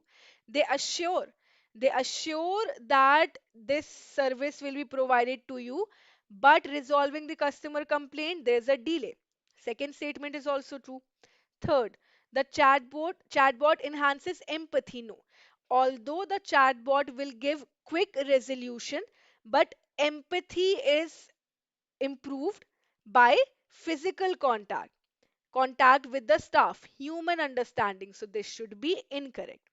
Reliability is compromised due to inconsistent follow up. Are there inconsistent follow up? Yes. Promises are made, but follow ups are not done. So the correct answer should be C. No, correct answer should be 1, 3, and 4. 1, 3, and 4, not 1, 2, and 4. A, 1, 2, and 4. All right, 1, 2, and 4. A bank's flagship co-branded credit card has been in the market for 7 years. Initially, it saw rapid adoption due to exclusive airline tie-ups and cashback offers. However, recent data shows stagnant customer acquisition, declining usage frequency, and rising customer attrition. The product team is considering a redesign. Evaluate the following statements. Which one is incorrect? So we are talking about the product life cycle. The product is likely in the saturation stage of the product life cycle. Yes, what happens in the saturation stage? Profits and sales, they stagnate. Introducing new features, positioning the card can help extend the maturity phase. Yes, when the maximum sales are there, we want to keep it longest in the maturity phase. So we will introduce some new features and add on benefits. The decline in the usage and customer indifference are indicators of the introduction stage. No, they are not the traits of introduction stage. They are traits of the decline stage, the saturation stage. Without intervention, the product may enter the decline stage and lead to revenue erosion. So the correct answer should be C. C is incorrect. This is the product life cycle. When the product is newly introduced in the market, it will have low sales and low profit because customer does not know about the product. Second stage is the growth. Here profits will start generating. Profit will become more than the cost. Break even point will be where? In the growth stage. Maturity is sales maximization. Competitors enter the market, better products are available. If we do not improve our product, if we do not match the competition, then it will enter the decline stage, which is the fourth stage that can lead to the product death. Okay, so introduction stage, the characteristics. Growth stage, third stage is the maturity, more growth, sales volume peak. In the fourth stage, which is the staleness or the saturation stage, competition, better products are available from the competitors, staleness will come in, and the customers will develop a tendency of indifference. So the stage that we were talking about was this stage, the fourth stage, the decline stage. And finally, it will lead to the death. Death means the product will now be out of the market, zero sales. Yes, the correct answer. Okay, so we will try to keep the product longest in the maturity stage, right? Yes. Now we have questions for these topics. Hmm. A bank is redesigning its savings account offering. They are offering a basic deposit and withdrawal facility, checkbook and passbook issuance, doorstep, doorstep collection and multi-branch access. Future roadmap includes biometric ATM access and voice-enabled mobile banking. Evaluate the following statements. Basic deposit and withdrawal facility is the generic product, it is the core product. Checkbook and passbook insurance is the expected product. The bank, the customer expects to get the checkbook and passbook with their core product, which is the savings account. Doorstep collection and multi-branch access are part of the augmented product. Yes, these are the add-on benefit. And biometric ATM access and voice banking are example of potential product. Right now, it does not have any demand.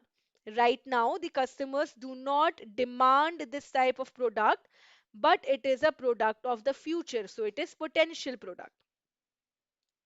So what should be the correct answer? The correct answer should be D. All of these statements are correct. All right. All of these statements are correct. We have four types of product, right? Core, expected, augmented, and potential. So all of these products are correct. Now I have included the things that you need to revise before your exam. What are the features of a savings, no frill savings account, the basic saving bank deposit account? It is a normal banking service available to all that does not require any minimum balance. All the services, deposit, withdrawal, ATM, receipt, credit, everything is allowed. There is no limit on the number of deposit, but the maximum withdrawals through the bank account, through the ATM can be 4, right?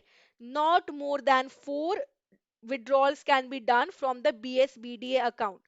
Facility of ATM is also provided. These facilities are provided without any charge. If account becomes inoperative without any charge, it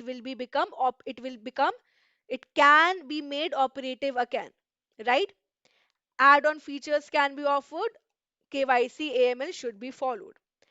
This BSBD account can be opened only if you do not have any other savings bank account with that bank. If you have a savings bank account and you open a basic savings bank account, then you need to close your savings bank account within 30 days from the opening of the BSBDA. No frills account. Okay. Now, when the BSBDA account is offered with simplified KYC norm, then it is known as a small account. Small account. Any low risk individual will be offered the savings account if they do not possess the OVD.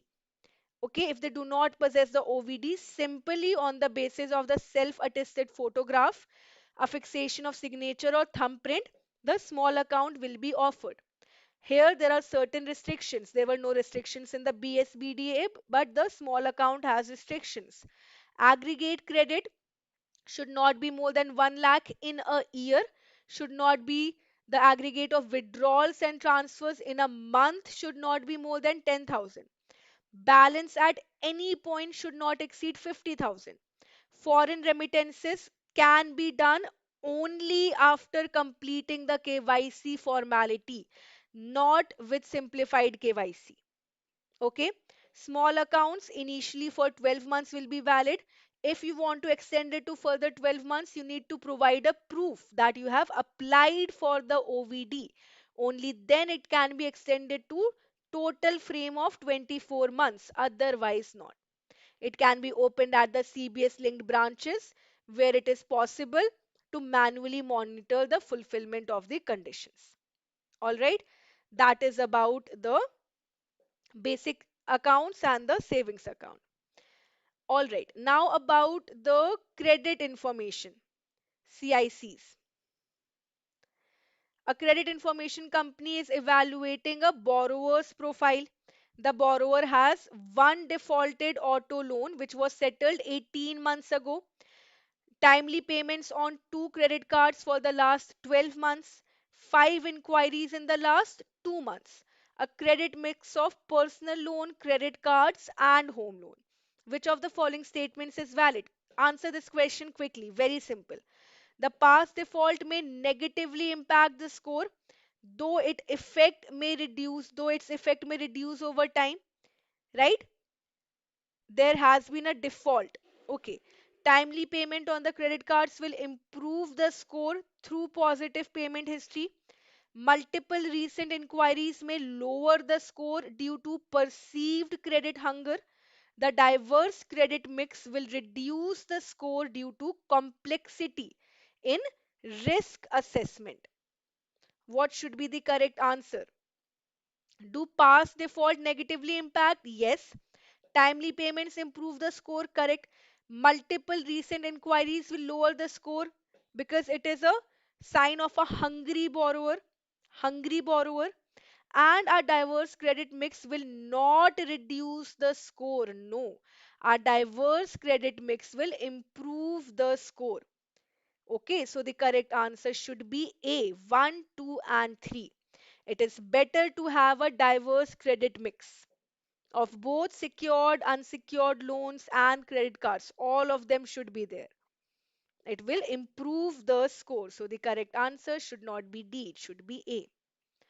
Consider the following statements regarding the CICs and their obligations under the RBI directives. All credit institutions must become members of at least one CIC. Okay. The credit institutions are required to submit only current data to the CIC. The credit institutions must update credit information monthly or a shorter interval as agreed. The CICs may obtain credit information from any financial entity which is registered by RBI. No. Financial entities which are members of the CIC, only from them they can collect the information, and the CICs are required, the credit institutions are required to submit not only the current data but other data as well. Okay, past data, present data, every form of data should be submitted. So the correct answer should be C, 1 and 3. There are 4 CICs presently given registration and license by the RBI. We have the TransUnion, Equifax, Experian, and CRIF. They have been given certificate of registration by RBI. Okay. Regarding RBI's October 2021 notification on current accounts. Current account for those borrowers who have availed the cash credit or overdraft facility. Borrowers with exposure of 5 crore, more than 5 crores, can maintain current account with any bank. The bank maintaining the current account must have 10% exposure of the borrower. Other lending banks may open only collection account with remittance obligation. Non-lending banks may open the current account. So if you remember, current account, earlier current account could not be opened for those who have availed the loan facility. But now it is allowed.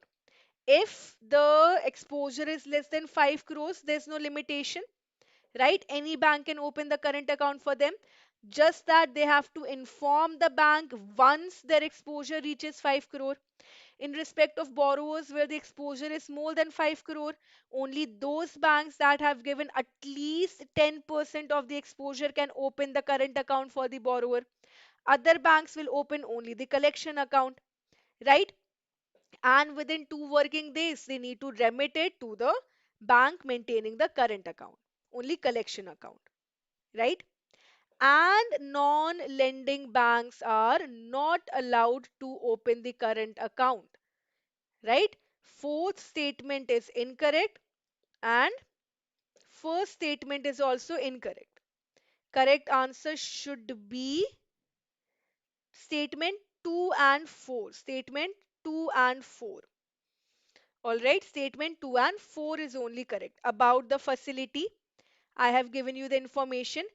In case of none of the lenders have at least 10% exposure, then the lender having the highest exposure will be allowed to open the current account.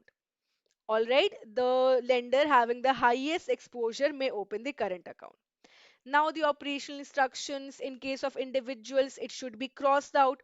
For the joint account, instructions will be received. How it will be operated? Either or survivor, anyone or survivor, former or survivor. Okay. Then, in case of sole proprietorship firm, name of the firm and the sole proprietor. In the partnership firm, name of the firm and the partner who is operating the account. In the case of the limited company, name of the company and the director who is going to operate the account.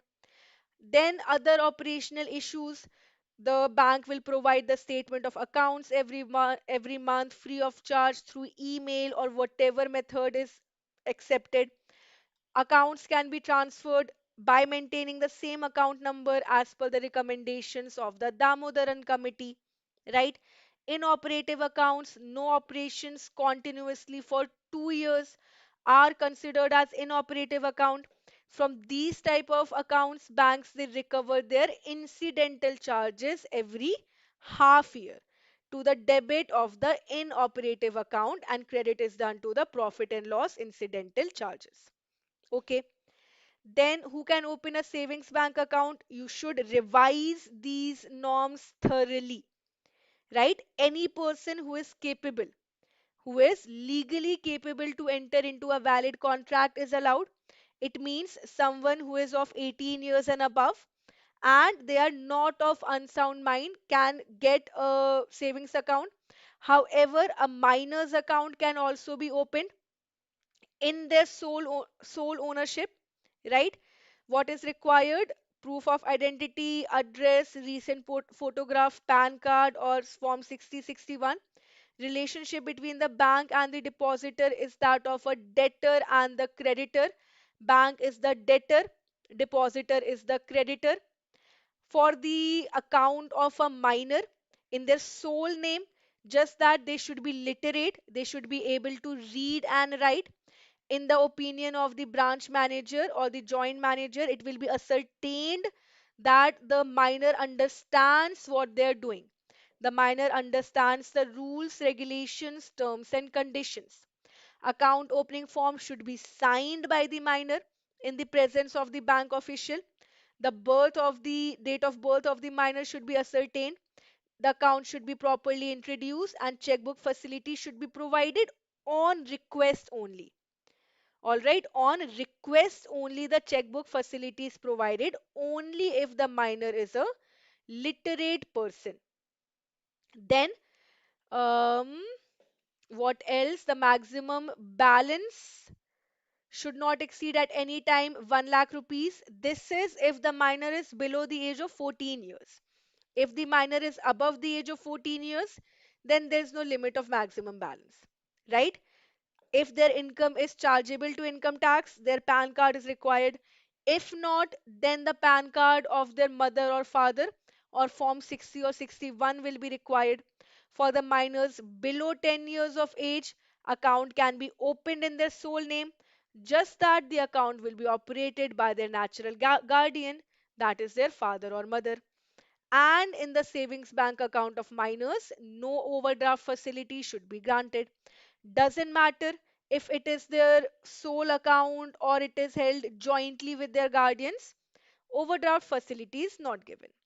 Then the rules for the illiterate person, they should attend in person, affix their thumb impression. Illiterate depositor, they will submit their recent photograph and suffice their thumb impression, right? Every time witness is not required, only during the account opening, presence of an approved witness is required. Then the thumb impression will be taken, right hand or left hand thumb impression, as per whatever is followed by the bank. The name of the account holder, nature of the account should be written in bold letters. Now, for the illiterate person, no checkbook facility should be provided in any case. The bank will not provide the checkbook facility to the illiterate person. And when they want to withdraw money, they will come in person and affix their thumb impression in the presence of an officer. Witness is not required. Witness only during the account opening form is required.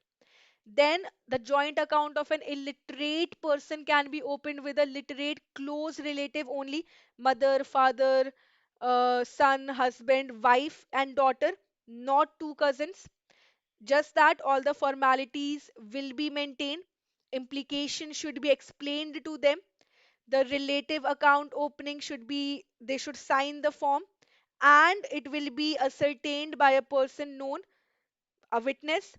Photographs of all the joint account holders should be taken. And in case of to overcome, now when we are talking about blind persons, blind person doesn't matter whether they are literate or illiterate, we will take both their signature and the thumb impression on the account opening form in the presence of a respectable person who will act as a witness. Three photographs will be taken. It will be pasted on the passbook, signatureship, and account opening form. Then, cash payment or deposit should be made in presence of a witness. The account opening form will specify that this is a blind person. We will make sure that all the facilities are provided to them, right? Net banking, checkbook, locker. If they're literate, checkbook is also provided. Banks will not deny them any service. And one third of the new ATMs that they are establishing, that they are installing, should be with braille keypads so that the blind persons can use them. Handicapped person can also get a savings deposit account. We will obtain the photograph. If they're not able to put their thumb impression, we will take their toe impression or whatever mark that is specified by the medical officer, right? Or they can give a power of attorney to another person who will sign their forms. They can also get a joint account with their relative. If they are unable to come to the bank branch for the, or they are unable to sign the check or the withdrawal, then they can at their home put the thumb impression witnessed by two independent witnesses. That is also accepted, right? In case of Parda Nashi women, identity is not revealed, banks will reject to open their account. If they are, however, in exceptional cases allowing, then proper care should be taken. Joint account can be opened for two or more illiterates also. There are certain terms and conditions. Only close relatives are allowed, not cousins. It all the operations will be done jointly by all the account holders, survivors or survivor. No checkbook facility will be given. No checkbook facility will be given. To make a withdrawal, all the account holders will come personally to the bank branch. The implications of opening the joint account will be explained to them in the vernacular language, right? It will be made sure that a witness makes sure that everything is explained to them. Photograph of all the joint account holders will be taken. If the joint account holders are not related, only in exceptional cases, a reference will be made to the regional authorities. If they allow, then the account will be opened, otherwise not. Non-individual entities, go through this list. The non-individual entities for whom savings account can be opened: a primary cooperative credit society, Khadi and Village Industries Board, APMCs, societies, companies governed by the Companies Act. They have special permission by the central government. Then government departments, development of women and children in rural areas, self-help group, farmers club. So these are non-individual entities who can get a savings bank account. Then non-individual entities who cannot get a current account: government departments, bodies that are getting budgetary allocations, water and sewerage, drainage board, state text board, any political party, municipal corporation, panchayat samiti, state housing boards. For these non-individual entities, current account cannot be opened. All right. As per RBI stipulations, banks must offer uniform interest rate on savings bank deposit up to 50,000 rupees only for all savings deposit without exception, only to senior citizens and minors up to 1 lakh rupees. So the RBI has allowed that banks can offer differential rate of interest, but only when the deposit is more than 1 lakh rupees. Less than 1 lakh rupees, they have to offer the uniform rate of interest. Okay? No. Less than 1 lakh rupees, uniform rate of interest. More than 1 lakh rupees, differential rate of interest. Deposits accepted on the on the same day of same value will have uniform interest. Between customers, they cannot differentiate. Select the correct statements about the term deposit tenors, the maximum and the minimum period for term deposit. Banks may accept deposits for a maximum period of 120 months. Deposits over 12 months should ideally be accepted in the multiples of 3. Deposits for the periods like 13 months, 38 months, 12 months may be accepted on the customer request. Deposits exceeding 10 years are strictly prohibited. See, the minimum number of days for which the account can be opened is 15 days or 7 days. If the deposit is less than 15 lakhs, then 7 days. If the deposit is more than 15 lakhs, then 15 days minimum. Maximum, usually it is 120 months, 10 years. More than 12 months, multiples of 3, but on special request, other than that can also be provided. Correct. However, in exceptional cases, banks can also provide the term deposit for more than 10 years, like minors and under the court order. Okay, so the correct answer should be 1, 2, and 3. Fourth statement is incorrect. Deposits exceeding 10 years are allowed under exceptional cases for minors and for court orders. Okay. In an either or survivor time deposit, when both account holders are alive, premature payment requires premature withdrawal of the term deposit in the either or survivor instruction when both the account holders are alive. Consent of any one account holder, consent of the bank manager only, consent of all account holders, or consent of the nominee. What is required? Yes, consent of all account holders. Right? Either or survivor, all are present, everyone is required. Either or survivor, anyone expires, then the surviving account holder, their nominee, they will come and make the premature withdrawal. Regarding the repayment of term deposits, the 20,000 threshold applies to deposits held across all banks branches of the bank. The interest already paid is excluded from the 20,000 threshold calculation. Repayment above 20,000 must be made via pay instrument or account credit. Joint deposits are excluded from this threshold. Yes, when we are talking about repayment of the time deposits, how are repayment of the time deposits done? How are repayments of the time deposits done?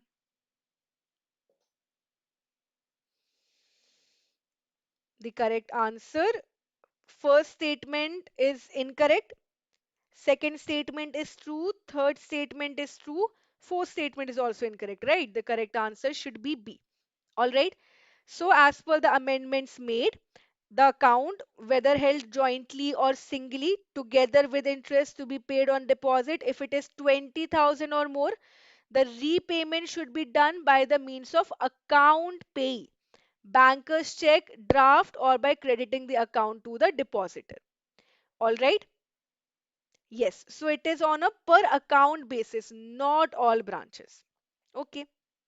Then, in respect of the term deposit maturing on a payment, let's say the term deposit is maturing on Sunday, what will happen? Whatever intervening days are there, any Sunday, non-business day, any holiday, the intervening between the date of expiry and the specified term of the deposit, the interest will be paid on the maturity value. Now, there are two types of deposits, right? A simple deposit and a dynamic deposit. In a simple deposit, what happens? Whatever interest is paid, it is given to the customer in their running account. In that case, the principal value and agreed upon interest rate will be taken to pay the intervening days, right? For the cumulative account, what happens? The interest gets invested again. In that situation, what will happen? We will pay the interest on the maturity sum, right? We will pay the interest on the maturity sum for the intervening days. All right, so it differs for both of them. Right, let us go through the statements once again. I think the options are incorrect. The 20,000 threshold applies to the deposit held across all branches of the bank. Yes. See, when aggregate amount of all deposits repayable after a notice or repayable after a period, that is, all time deposits, including the matured time deposit held by a person, either singly or jointly with others at the branch of the bank. What will happen? Together, if it is 20,000, the repayment should be made by the means of account pay, banker's check, draft, or by crediting the account in the depositor. Cash payment will not be done, right? That is why this threshold amount is taken. The threshold applies to the deposit held across all branches of the bank, right? at the branch of the bank, not all the branches of the bank. That is why the first statement I'm saying is incorrect. Okay, here it is saying all branches of the bank. No, at this particular branch, the deposits which are created, the term deposits which are created, cumulatively we are taking 20,000 rupees threshold, not across all the branches, right? So that is why the statement 1 is incorrect. Okay. Second, interest already paid is excluded from the 20,000 deposit. Yes, these are the details that we have studied. Repayment must be made via the account payee instrument. Yes, and the joint deposits will not be excluded from this threshold. So it is correct. 2 and 3 is correct. Okay, 2 and 3 is correct. Soumya, clear? The options are not incorrect. It is correct. B, 2 and 3. Clear now? All right. Consider the following statements regarding the loans against the fixed deposit whenever the customer is taking a loan against fixed deposit. Each fixed deposit is treated as a separate contract and has its own fixed deposit receipt. The FDR must be surrendered at the time of repayment of the loan. Banks may freely grant loans against third party FDRs at concessional rate.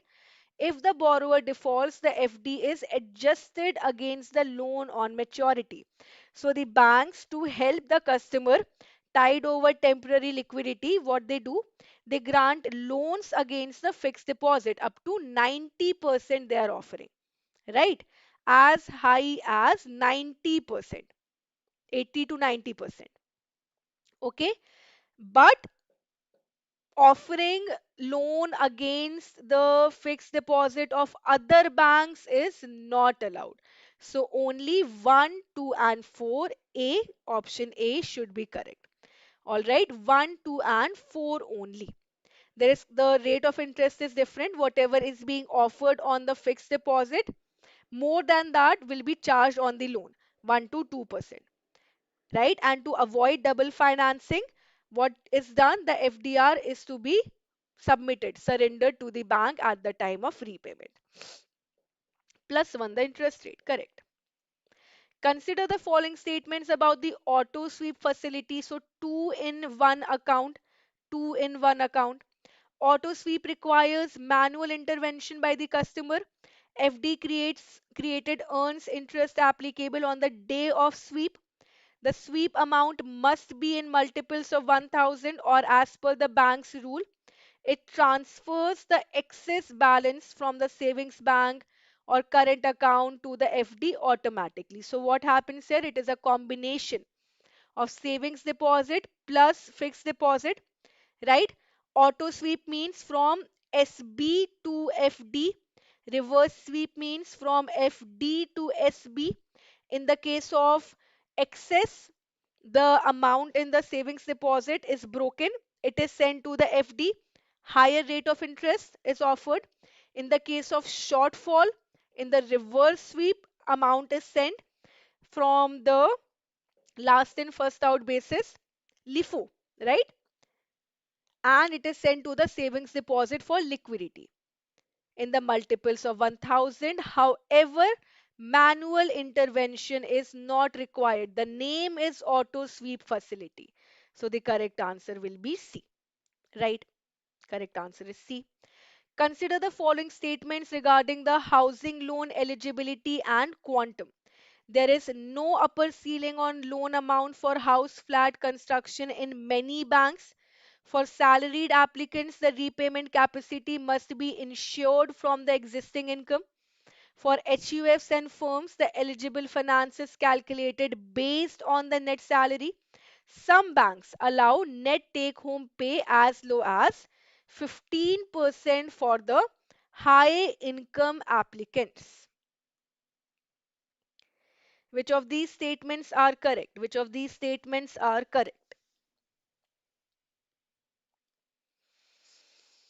One is true, two is also true, For firms, eligible finance is not calculated on the basis of net salary. No. It is calculated.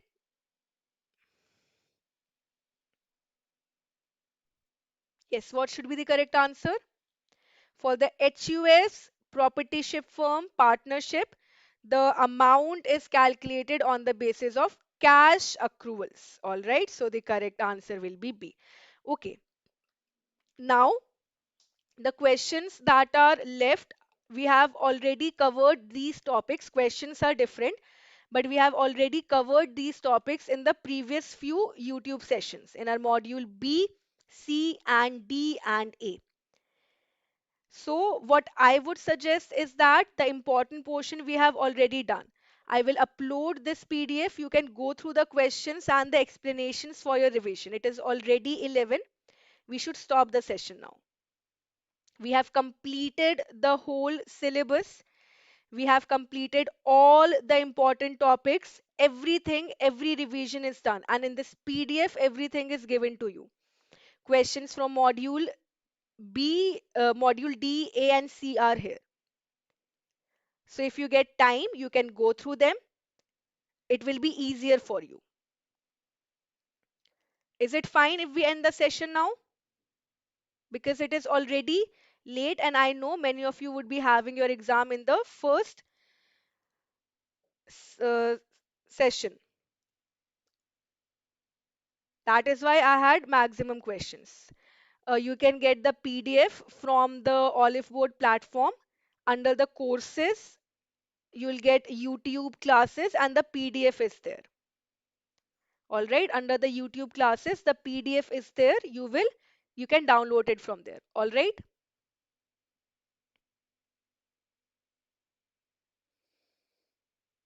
Okay, so let us end the session now and do not worry about studying anything else. You have revised each and every topic, the whole modules, everything. Okay, so tomorrow go to attempt your exam with confidence, believe in your preparation, and definitely you will get through. Definitely you will qualify the exam. Okay, on the Oliveboard platform, you'll get it. Download the application from Play Store. Download the application from Play Store. Under the courses option, there's the YouTube classes and the YouTube PDF is available. You can download it there. You don't need any subscription. You don't need to pay anything. You will get the PDF. You can download it. All right. Yes. So I wish you all the very best for your exam tomorrow. Tomorrow we'll be having the discussion exam analysis at 11 a.m. Once you are done with your first shift, everyone who has your exam in the first shift, please join the session. Share how the exam was, what was the difficulty level, what topics were asked. All right, and believe in your preparation. Now we will meet tomorrow and we will celebrate your success together. So all the very best, everyone. All the very very best. Best of luck for tomorrow. Now take care, good night, and revise in the morning. And let me know how was your score in the exam analysis. Good night, everyone. Good night. All the best. Take care.